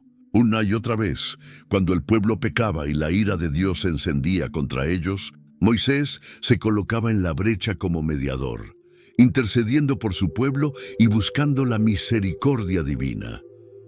Como resultado de esta experiencia, cuando Moisés regresó del monte después de recibir las segundas tablas de la ley, su rostro resplandecía con la gloria de Dios. Como nos cuenta Éxodo 34:29, y aconteció que descendiendo Moisés del monte Sinaí, con las 2 tablas del testimonio en su mano, al descender del monte, no sabía Moisés que la piel de su rostro resplandecía. Después que hubo hablado con Dios, el resplandor era tan intenso que el pueblo no podía mirarlo directamente. Como registra el versículo 30, y Aarón y todos los hijos de Israel miraron a Moisés, y he aquí la piel de su rostro era resplandeciente, y tuvieron miedo de acercarse a él. Para poder comunicarse con el pueblo, Moisés tuvo que cubrirse el rostro con un velo. Como nos dice el versículo 33, y cuando acabó Moisés de hablar con ellos, puso un velo sobre su rostro. El evento que condenó a Israel a 40 años en el desierto ocurrió en Cades Barnea, cuando 12 espías fueron enviados a reconocer la tierra prometida. 10 de ellos regresaron con un reporte que, aunque reconocía la bondad de la tierra, enfatizaba los peligros y las dificultades de conquistarla, como nos cuenta Números 13:27, y les contaron, diciendo: «Nosotros llegamos a la tierra a la cual nos enviaste, la que ciertamente fluye leche y miel, y este es el fruto de ella». Pero inmediatamente añadieron sus temores. Como registra el versículo 28, «Mas el pueblo que habita aquella tierra es fuerte, y las ciudades muy grandes y fortificadas. Solo Caleb y Josué mantuvieron la fe en las promesas de Dios». Como dice el versículo 30, «Entonces Caleb hizo callar al pueblo delante de Moisés, y dijo: Subamos luego y tomemos posesión de ella, porque más podremos nosotros que ellos». Pero el pueblo rechazó el consejo de fe y decidió rebelarse completamente contra Dios y contra Moisés. Como registra Números 14:2, «Y se quejaron contra Moisés y contra Aarón todos los hijos de Israel. Y les dijo toda la multitud: Ojalá muriéramos en la tierra de Egipto, o en este desierto ojalá muriéramos». La rebelión fue tan severa que llegaron al punto de querer apedrear a Moisés, a Aarón, Caleb y Josué. Como nos cuenta el versículo 10, entonces toda la multitud habló de apedrearlos. Pero la gloria de Jehová se apareció en el tabernáculo de reunión a todos los hijos de Israel. Dios estaba tan enojado con esta rebelión que amenazó con destruir completamente a la nación y comenzar de nuevo con Moisés. Como registra el versículo 12, «Yo lo heriré de mortandad y lo destruiré, y a ti te pondré sobre gente más grande y más fuerte que ellos». Una vez más, Moisés intercedió por su pueblo con una oración que apelaba tanto a la gloria de Dios como a su misericordia. Como nos dice el versículo 17, «Ahora pues, yo te ruego que sea magnificado el poder del Señor, como lo hablaste, diciendo: Dios escuchó la intercesión de Moisés y perdonó al pueblo, pero estableció una consecuencia severa por su incredulidad. Como registra el versículo 23, «No verán la tierra de la cual juré a sus padres. No, ninguno de los que me han irritado la verá». La sentencia fue específica. Como registra el versículo 34, «Conforme al número de los días, de los 40 días en que reconocisteis la tierra, llevaréis vuestras iniquidades 40 años, un año por cada día, y conoceréis mi castigo». Durante esos 40 años en el desierto, Moisés dirigió al pueblo con paciencia extraordinaria. Soportó sus murmuraciones constantes, sus rebeliones repetidas y sus quejas interminables. Los guió de lugar en lugar según las instrucciones de Dios, siempre buscando su bienestar a pesar de su ingratitud.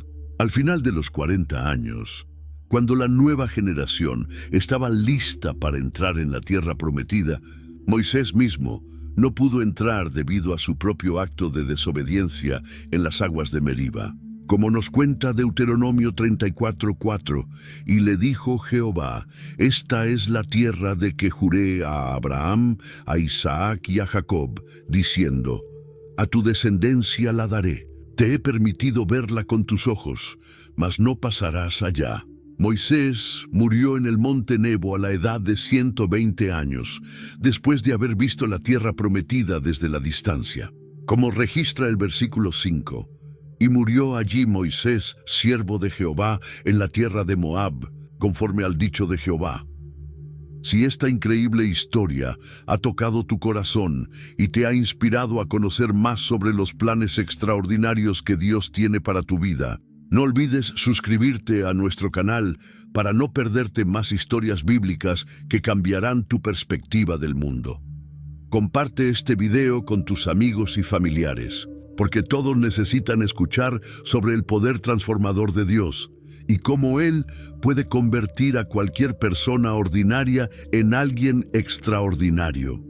Dale like si esta historia te ha impactado y déjanos en los comentarios cuál fue tu parte favorita de la vida de Moisés. ¿Fue su rescate milagroso del río? ¿Su encuentro con la zarza ardiente?